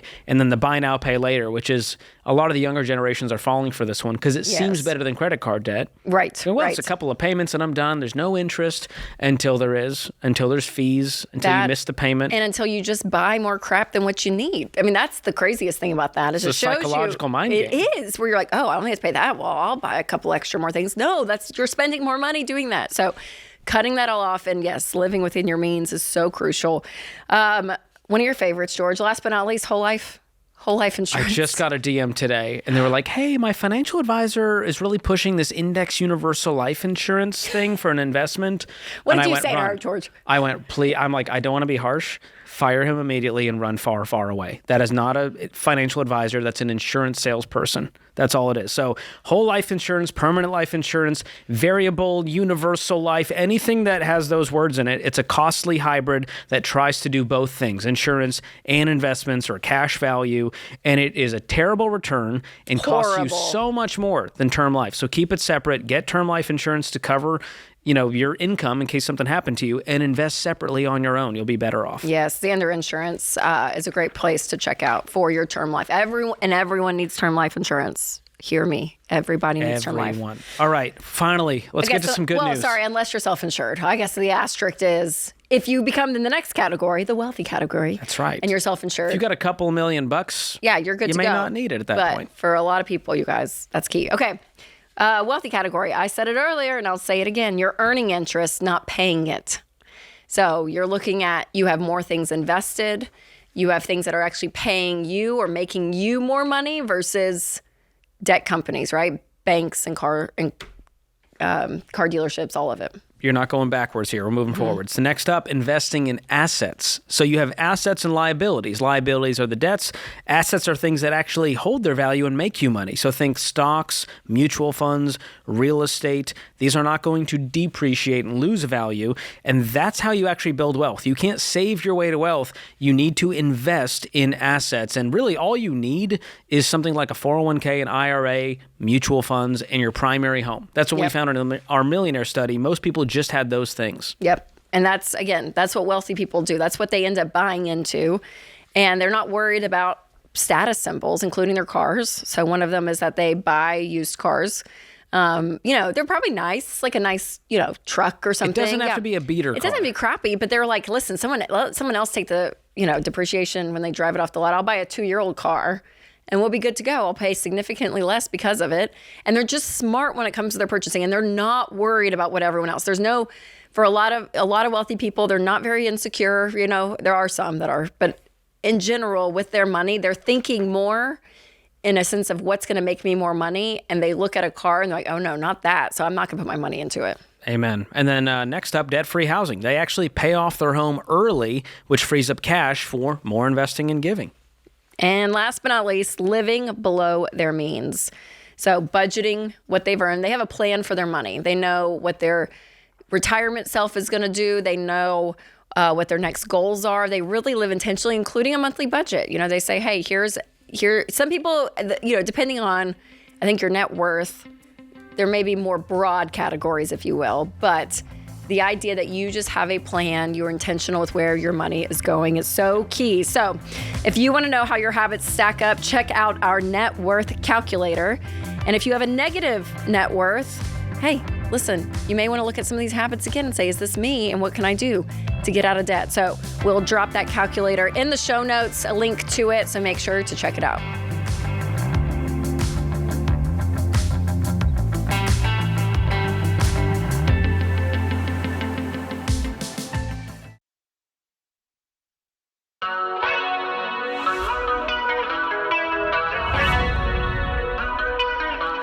Welcome back to the Ramsey Show in the Fairwinds Credit Union studio. I'm Rachel Cruze, hosting this hour with George Kamel, and we're answering your questions. So give us a call at 888-825-5225. All right, kicking us off, we have Jamie in Portland, Oregon. Hi, Jamie. Welcome to the show. Hi, thanks for taking my call. Absolutely. How can we help? I need some guidance as to what to do from here. This January, I filed for divorce after 19 years of marriage from an emotionally abusive spouse, and also come to find out how he's been neglecting our 8-year-old autistic child. Oh my goodness. Gosh, Jamie, I'm so I've basically just had my wits end and called it quits. He refused to help. Not to mention, we had a whole bunch of marital debt that when I asked him, can you please step up? Can you work extra shifts? Can you get a side job? Can you help in this manner so we can pay off credit cards, medical bills, cars, trucks, all the stuff that people get? Mm-hmm. He refused to do it and basically said that I've worked hard my whole life. I'm not going to step up anymore. You're the breadwinner. You make the money. You work. So I'm a PA, so I make $170,000 a year. What did your attorney say? How did you guys battle it out in court? Yeah, so we haven't gone to court. We had a date originally, but that was canceled by his counsel because they wanted to, quote, settle. But his idea of a settlement is my paying him an exorbitant amount of money plus $2,000 a month. Yeah, no, we are going to continue on to make sure that you're protected. And not to mention pay him $2,000 a month. And he lives in an alternate universe. So what did your He doesn't get to decide. Yeah, that's the good news. Yeah. So what's my attorney said basically that's not going to work because I have sole custody of our child and we have split 70-30. So I have him 70% of the time. Okay. I've been paying the child's on my health insurance. I pay for everything. I arrange all his child care, his appointments, everything. His father has not helped with any of that. Sure. What does he make?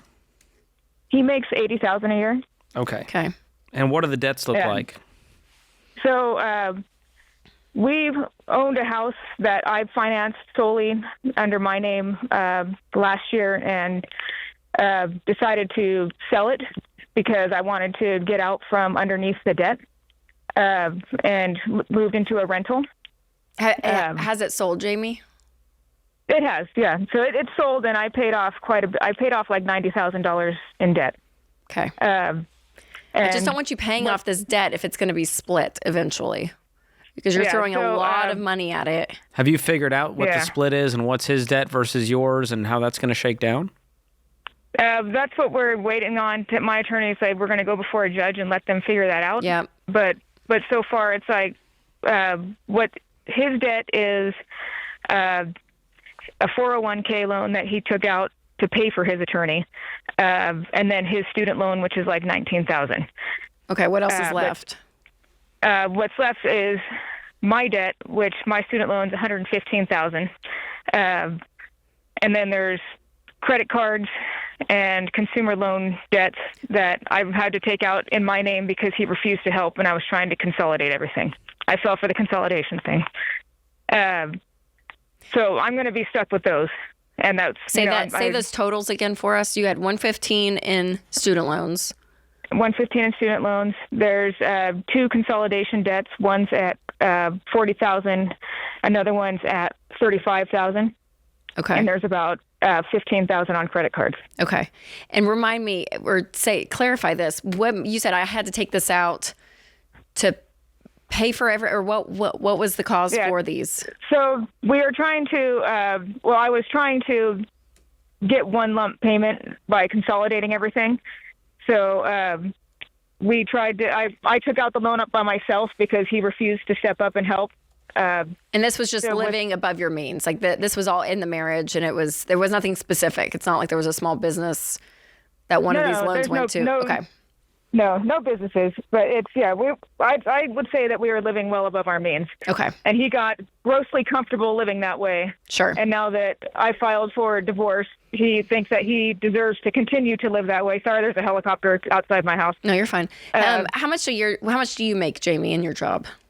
$170. $170. Okay. And what's your rent right now? You said you're renting after you sold the house? Yeah, my rent is $1,400. Great. Okay. So you have plenty of margin. Once the dust settles and we know exactly how much debt's going to be yours, now we can formulate a plan as to how we're going to pay it off. Okay. And is that what you're I wondering? started doing this. Yeah, I started doing this on my own without his help or input. I have $3,000 saved in a high yield savings account that he can't touch for the emergency fund. Okay. And I've been doing the every dollar to put everything towards paying my debts. And I had 3 credit cards originally down to 0, but now that I'm having to pay frequently for the attorney. Right. Yeah, I would just stop the whole debt-free journey, which I know sounds crazy coming from us. I would too. But you're in the middle of a storm. We got to pay lawyer fees. Yes. And anything beyond that, I would just stack up in a high-yield savings account. And once the dust settles, we're done. There's a divorce decree. There's a judgment. We know exactly what's next. Then we can start pushing play on Jamie's new plan for her new chapter. Yeah, Jamie, the $90,000 that you got out of the sale of your home, where did that all go to pay off debt? Yeah, so it paid off the truck. His borrowed truck? money from his truck. That was nice of you. Yeah, I know. It was. It paid off money that his mother gave him. So you paid. Okay, you need to document all of this, Jamie, because these are his assets. I would use that to negotiate $90,000 less that you're going to pay him. Yes, all of that needs to be used. Yeah, my attorney has everything, and it's all in the bank records as to everything Jamie, that was paid that was his. Listen, your number one priority is to take care of you and your son and get through this divorce, okay? The debt-free journey, it will happen for you. But you have had your heart broken. You've been in a horrible marriage. Gosh, the amount of energy, even with your son having autism, I mean, all of it, you have a lot that you're carrying, okay? So you need to just don't make any more big moves financially, okay? Stay current where you can stay current, and that's it. You need to be stocking up cash on the side. That $3,000, you need to keep adding to that. So when these attorney fees hit, you have the ability to pay them and that you have money saved. Right now, cash is going to be your friend more than anything because everything is just so chaotic. Does that make sense?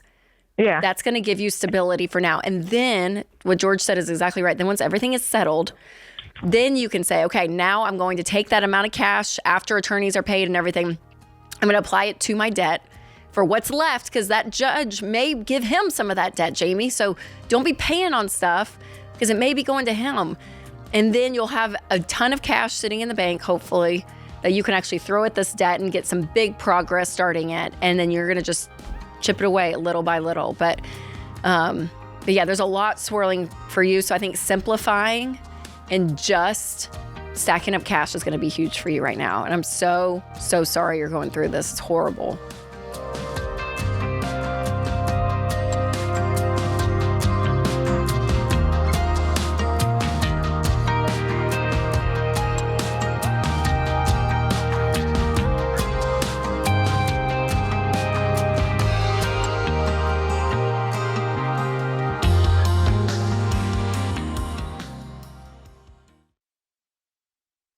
All right, let's cut to the chase. It's easy to get discouraged about crazy house prices and interest rates. But when you have the right real estate agent to help you buy and sell the right way, you'll have confidence to make smart decisions. Ramsey Trusted Agents aren't just experts who guide you through buying or selling. They're people you can trust to have your back from the first call to closing day. Find a Ramsey Trusted Agent near you at RamseySolutions.com/agent. That's RamseySolutions.com/agent.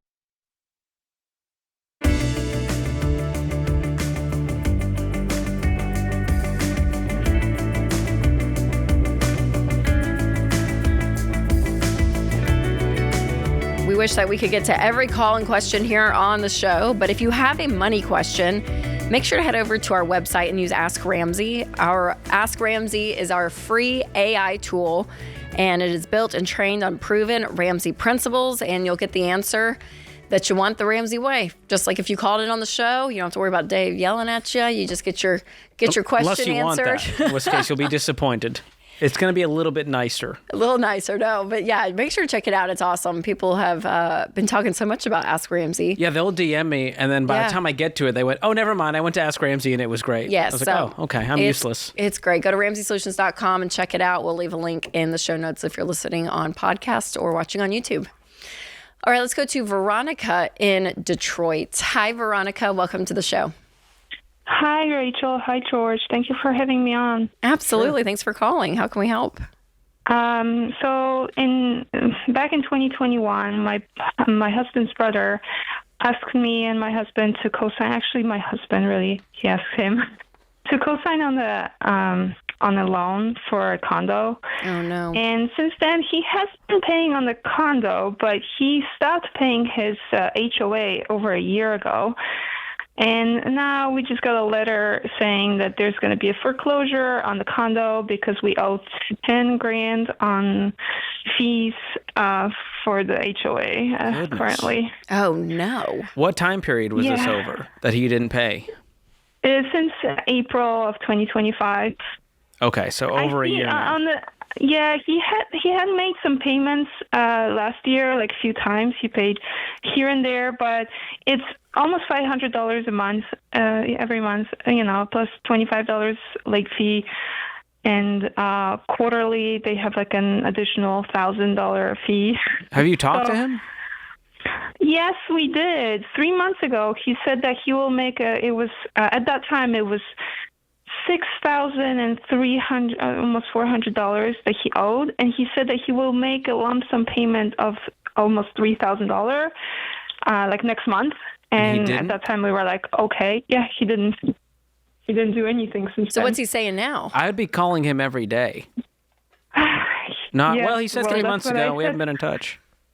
Yeah, we just got the letter last night, and in the letter it says that we have to come up with the payments before July 31st, which is tomorrow. Yeah, I was going to say, we got a couple of hours before that happens. Do you guys have any money, Veronica? So the situation is that he's been trying to sell this condo, and it's been on the market for 81 days, and it's just been had 5 showings, which is ridiculous. I don't know how to communicate with this guy. Is it overpriced? Why is it not selling? It's underpriced for what he paid for it. I think he paid for it $220,000, and right now it's listed for $215K. Oh, wow. But yeah, honestly, I'm willing to just part with it for what. Well, you got to come up with the amount you're underwater on to get out of the loan. Yeah. So currently left to pay is $172,000. Okay. Well, I would do anything to stall this foreclosure, right? I would much rather. That's my question. I would like to know how to stall it, because this is the first time we're facing something like that. We always pay everything on time with my husband. We don't really have that much, How much do you have in cash? Like liquid savings you could come up with by tomorrow? Well, if I was in our checking account, we anything have under the mattress and checking, an investment you could sell. Yeah. How much? Yeah, we're basically check to check right now, but I think we could save $1,000. I'm saying, could you write them a check for $5,000 to bide yourself some time and have the other $5,000 by the end of next month and negotiate with them? Okay. I see what you're saying. Because if you go through foreclosure, it's going to be much more financial damage than this $10,000. Yes, and you're on the hook for it because he co-signed on the loan. Yeah, that's what we were thinking. We were like, let's sell this condo. Like, I want to sell it. I want it out of it. I don't want anything to do with it. But it's just, you know. Well, you do have something to do with it, and I would take it over, and I would look to see if there's a Ramsey trusted agent in your area.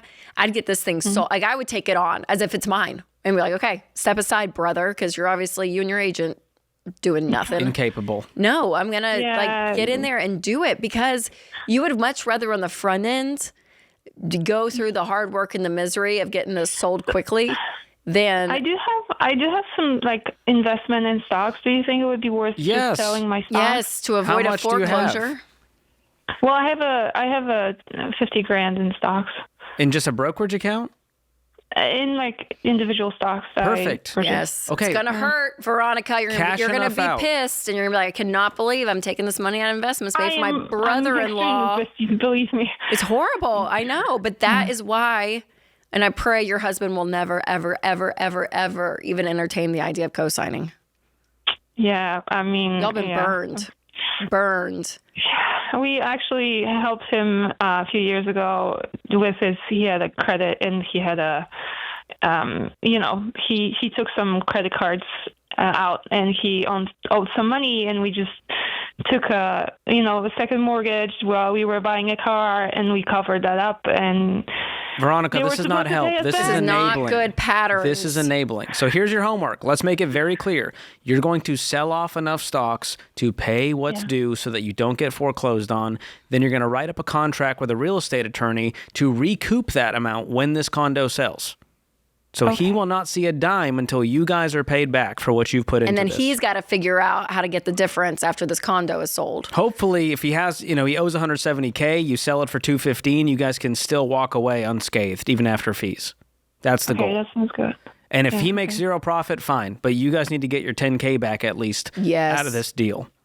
Yeah. And you can hire your own real estate agent to do this. You can go to RamseySolutions.com/agent, and you can find one that can actually sell this thing. And tell them you're in a pinch. Well, thankfully, you do have the money to at least push off the foreclosure, so it doesn't have to be very urgent. But we want this thing sold for your own peace of mind, less about the foreclosure at that point, because that'll all be paid, the HOA fees. But... oh, man, Veronica. As soon as you're off this call, go sell enough stocks to cover this, because by the time you can get it into your checking account to then wire the HOA company the money, hopefully we can avoid this. But be proactive. Call them right now and explain what's going on, that you're trying to get this money by the 31st, and hopefully you can walk out of this thing with just a slight burn. Well, what's wild is, as we're recording this show, it's Wednesday, you know what I mean? And it's hard sometimes with... depending on the banks and everything. Yeah, the transfers. Yeah, so like business day. So business day. This is urgent. Yes, absolutely. Oh my gosh. Man. Guys, this is another... got secondhand stress from that. Reason. This is another call. We could have a whole show about co-signers. This is why you do not co-sign. And it is because the person who is taking out the loan, the bank does not trust. I don't care how much you love them. No. Because here's what happens. Best friend. The relationship is destroyed forever. So how is that for loving them? Yep. We love the Kamels. And if you and Whitney ever came and said... would you co-sign for us? I would say, I love you, George and Whitney. And then, no. That's all you got to say is no. No. And I'm a people pleaser. I want to be helpful, and I still wouldn't co-sign. Because it's not helpful. It's not helpful to the person. They're not... at a good standing place to even be going into debt. What that says, the lender said, I can't afford a house, but he said, if you can promise that you'll pay it, they'll let me have it. Yes. Oh, man.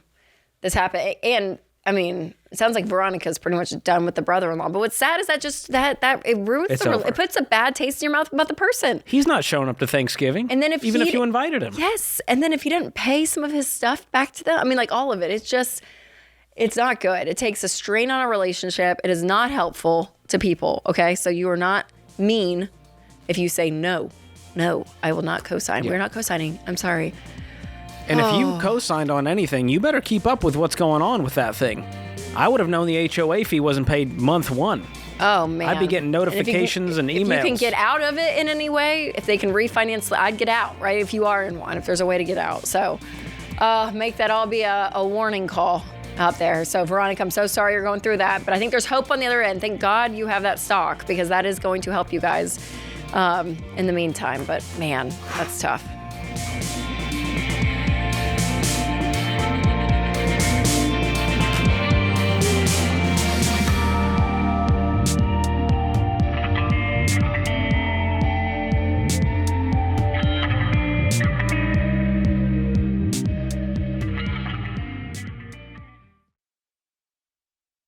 Hey guys, George Kamel here. You ever feel like you make good money and still have nothing to show for it? You run into Target for one thing and somehow walk out $87 later with toothpaste and emotional support candles? Just me? Okay. Well, that's the problem. Most people don't pay attention to how they spend their money, so it does whatever it wants.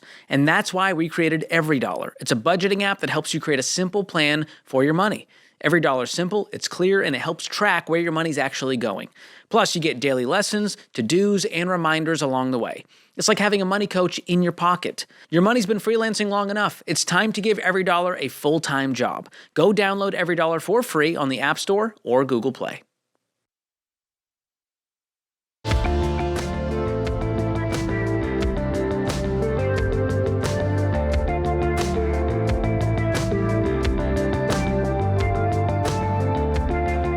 The Ramsey Show question of the day is brought to you by Why Refi. If you keep putting off dealing with your private student loans, now is the time. Why Refi helps borrowers explore low fixed rate refinancing options and affordable payment plans. Go to whyrefi.com/Ramsey. That's YREFY.com/Ramsey. May not be available in all states. Today's question comes from Carson in Ohio. The only debt I have is $15,000 on a credit card. My card and student loans are paid off, and I earn $65,000 a year. I'd love to know how to attack this while still being able to maintain my lifestyle, which includes playing golf weekly, seeing my favorite sports teams play, and going on dates. My friends and I are all in the same situation, and we need some help. Oh, Carson. Sweet Carson. I still want to bro out and still get ahead financially and not have to make any sacrifices. Gotta have my golf. Okay. Can't make any sacrifices. Well, here's the hard truth. Do you want financial freedom? Do you want to build wealth? Or do you want to keep your hobby temporarily, which is going to slow down those other plans? So you got to figure out what the priority is for you. Mm-hmm. And it's fine if you want to say, hey, I don't want to lose my lifestyle. It just might mean you take 24 months to get out of debt and pay an extra $5,000 in interest. That's right. That's your prerogative. But if I were you, I'm going to go, you know what? As much as I love these hobbies, I'm going to have to say no to my friends and put pause on my favorite sports teams. And it's going to take 4 months. Like, if he really buckles down, yeah, I bet he can pay off $15,000. $65,000 a year. He probably takes home $4,000 a month is my guess. Yeah, that's what I meant. Yes. And I don't know what his lifestyle is, how much margin he has, but if he can afford golf and seeing his favorite sports teams regularly and going on dates, okay, maybe just pause the dates. Let's stay single for a little while longer. And pause everything else. Okay, I was a little aggressive. On my. I talked to you like if you were my friend Carson. I hit you straight. So that's the honest truth. $15,000 on a credit card is an emergency. That's like 27% APR you're paying for the privilege of carrying that balance. So I don't care if it's the only debt you have. I want you to treat this like a crisis, which means we are only covering the 4 walls. Food, utilities, housing, transportation, insurance, every other dime that comes in, including you working extra, is going to go towards knocking out the debt, getting an emergency fund. Then we can bring back in some of our hobbies. Yes. It's not a no forever, but instead of paying extra on all the money you're working for on interest, get out of debt. And if you want to check out EveryDollar, that's a great place to look and to see where the most of your money's been going. And then you can like delete categories and say, okay, I used to spend it on this, but if I take that out, that's more margin. And so that is one thing I love about EveryDollar. There was actually a fan quote that said, I love this app so much. It makes it super easy to budget with my husband. We have implemented this practice since our wedding day, and we have zero money fights and full transparency. We are on the same page. So that's what's great about it. Take notes from this married couple, Carson. I know, this is seriously. how you do it. But you just have not only transparency with another person, but yourself. You know where your money's going. And then you could say, Carson, what if I add some extra income at the top of EveryDollar and I went and got a side hustle? right? When you're 3 young or and 4 single nights is a the week. time to do it. Yes. Bring in an extra $2,000. You add that on the income line item there on your every dollar budget, and you get to see it all trickle down. So, Carson, come on, dude. You got this. Way more of an attractive on the dating circuit. That's right. When you say you're financially responsible. Women love it. We love security. So that's what you're proving out there. So hope that helps, Carson. And you guys, if you want to check out Every Dollar, you can go download it for free in the App Store or Google Play. All right, let's head to Miami. Welcome to Miami. We got Brian on the line. Hi, Brian. Hey, how are you guys? Hi, we're doing great. How can we help? Hey, so I'm relatively new to you, and I think you answered this question in a segment about 30 minutes ago, but I'm going to ask it anyways. After, when I get paid each month, after expenses, I put money in my tax account, and giving, I've got about $3,000 that I've been investing every month. Nice. My question is, I just talked to somebody about permanent life insurance, as kind of diversifying some of my portfolio. So instead of giving $3,000 a month, into my mutual funds and IRA and all that, they talked about possibly doing $750 in a permanent life insurance and then $2,250 in investments. So by diversify, they meant, can you give me a bunch of that money in commissions? I brought that to my financial advisor. He said, please, God, don't do that. Oh, what a great financial advisor you have. Well, here's your second financial advisor, me, saying, please, God, don't do that. And your I would third, rather get please, God. Cyclospora than get a permanent life insurance policy. Okay, I'm curious. I haven't been listening to you guys. I am curious to why your thought is that way. George was made for this moment. This is somebody who, this isn't what I do. My blood pressure went up. Well, here's the thing. This is where George is about to shine. The reason why these guys sell, I'm guessing, is it an old college buddy? It is not. No, this is actually this is a family member. Oh, good. Even worse. Done very, it's very well. It's a blood relative who's, they've done well because they've sold scams to people like you, Brian.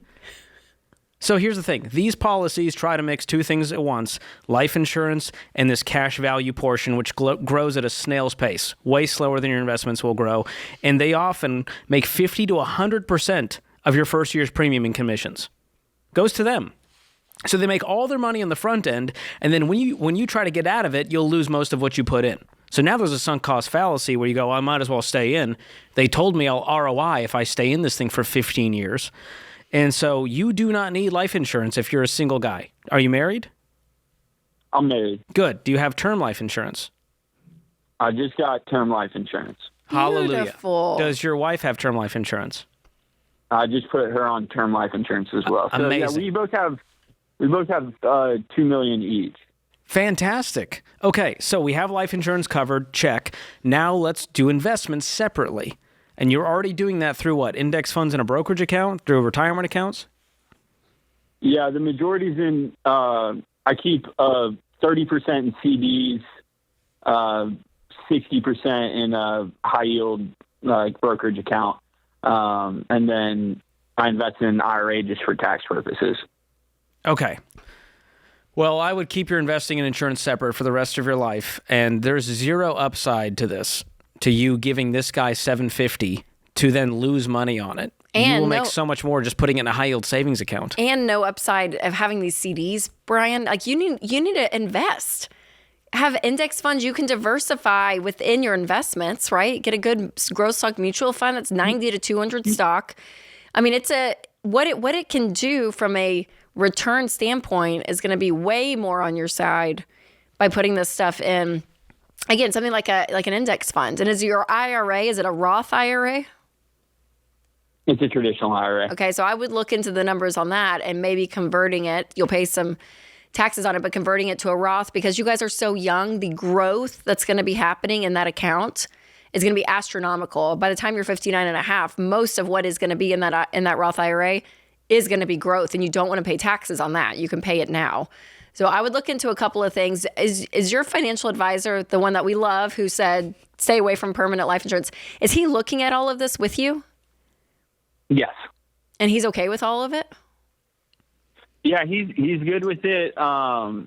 my CDs get capped. So right now I don't add any more into CDs. It's I capped that at like 40 grand. And now what's the purpose of them? What are you doing with that money? Mutual funds. Say that again. What's the purpose of that money in the CDs? What are you doing with that? I'm going to buy a house in the next probably 2 years. And Okay. so it's just money that I can take whenever. Got it. Has it fully Matured? Yes.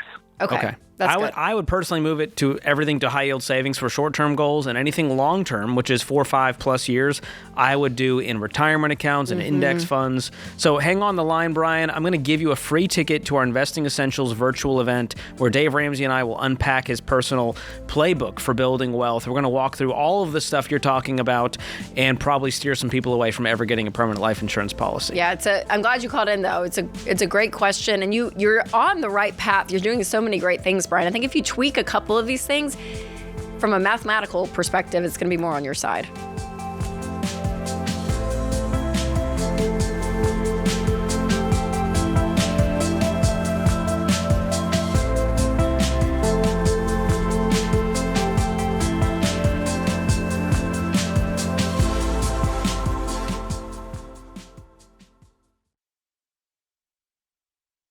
The problem with online investing advice, you hear so many different opinions and you're left wondering if you're even doing it right.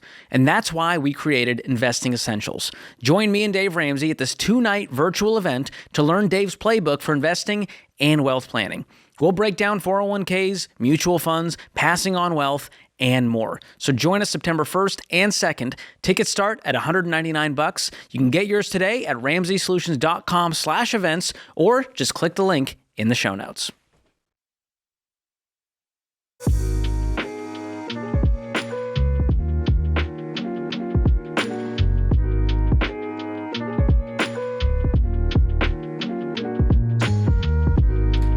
Our scripture of the day comes from Proverbs 11:25.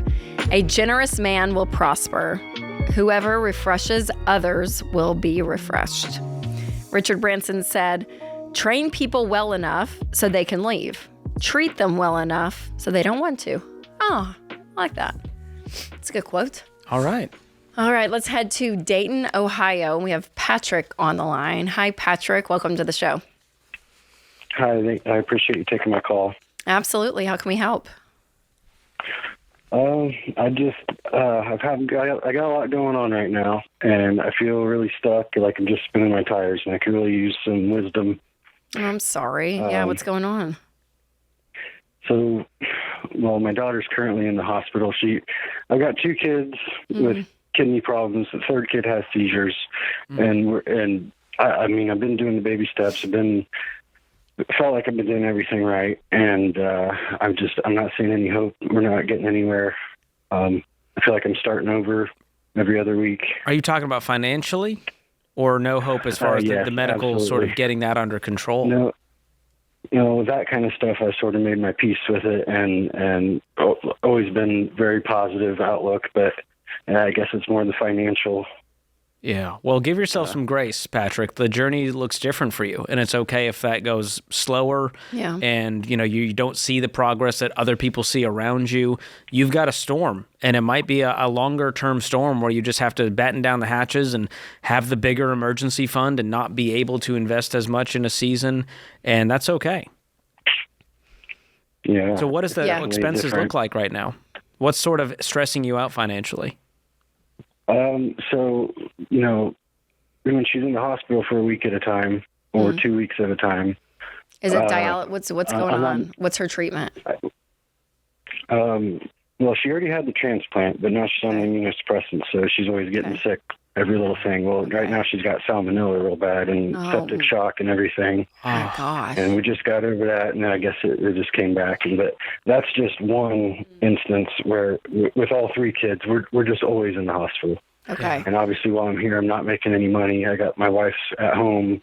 It's more than an hour drive from here. She's got the other 2 kids, and yeah. Okay, so what is little things just always popping up? For sure. What does your work life look like right now?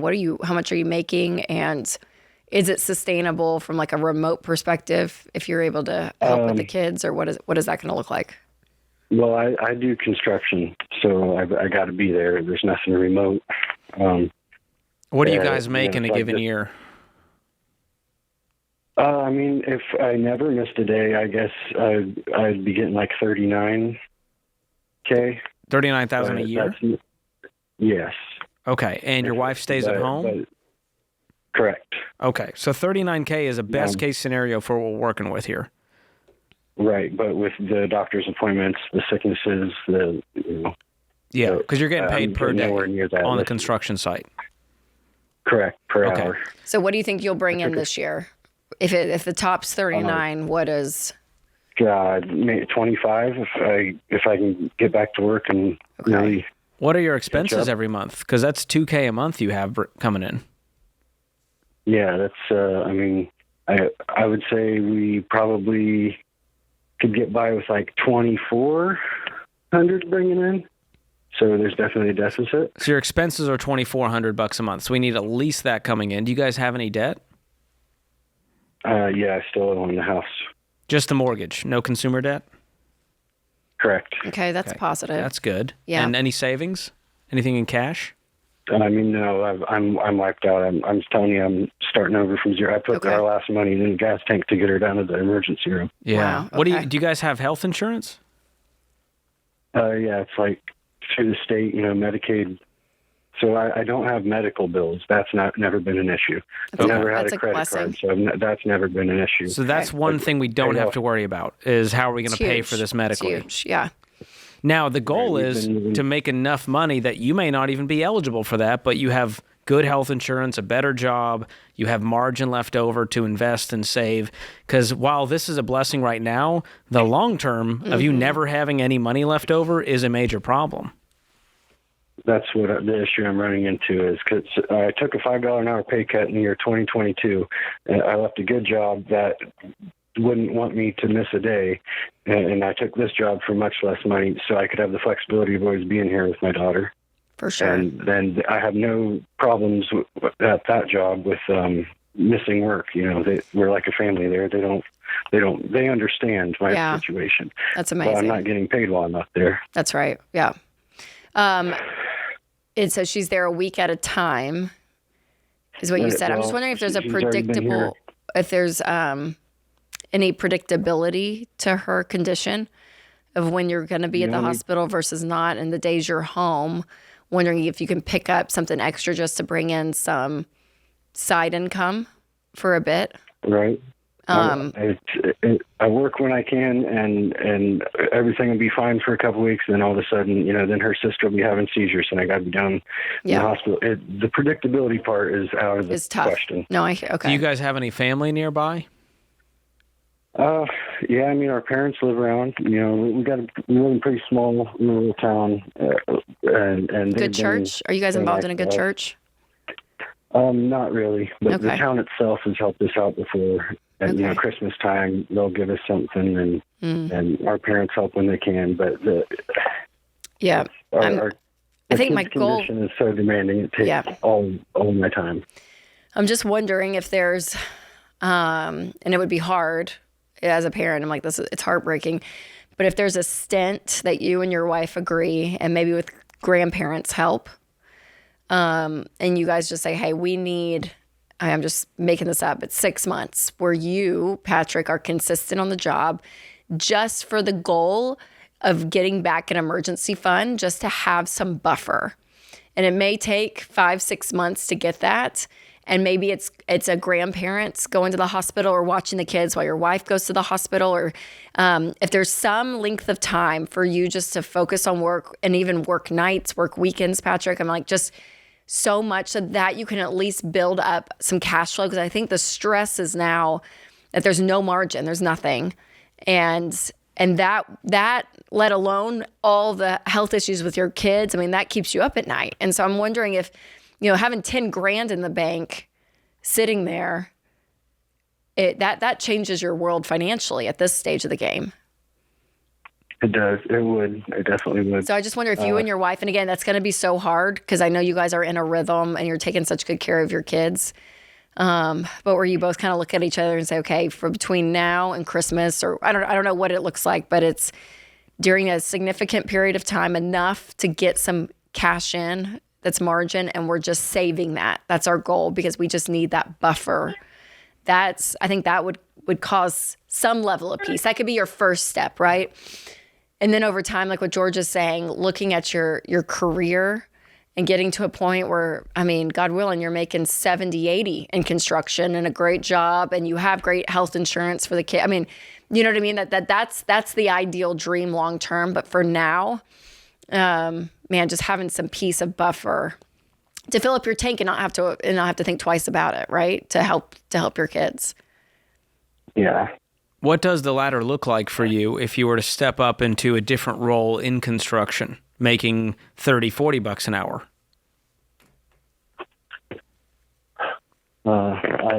Is it management? No.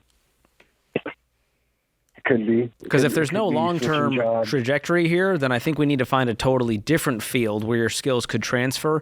Because if you're stuck making $20 an hour and you're an hourly worker, that's going to be really hard to climb out of this and get that margin long-term. Yeah. So that's another piece to look at. And I'll send you a copy of Find the Work You're Wired to Do. It has a Get Clear career assessment in there.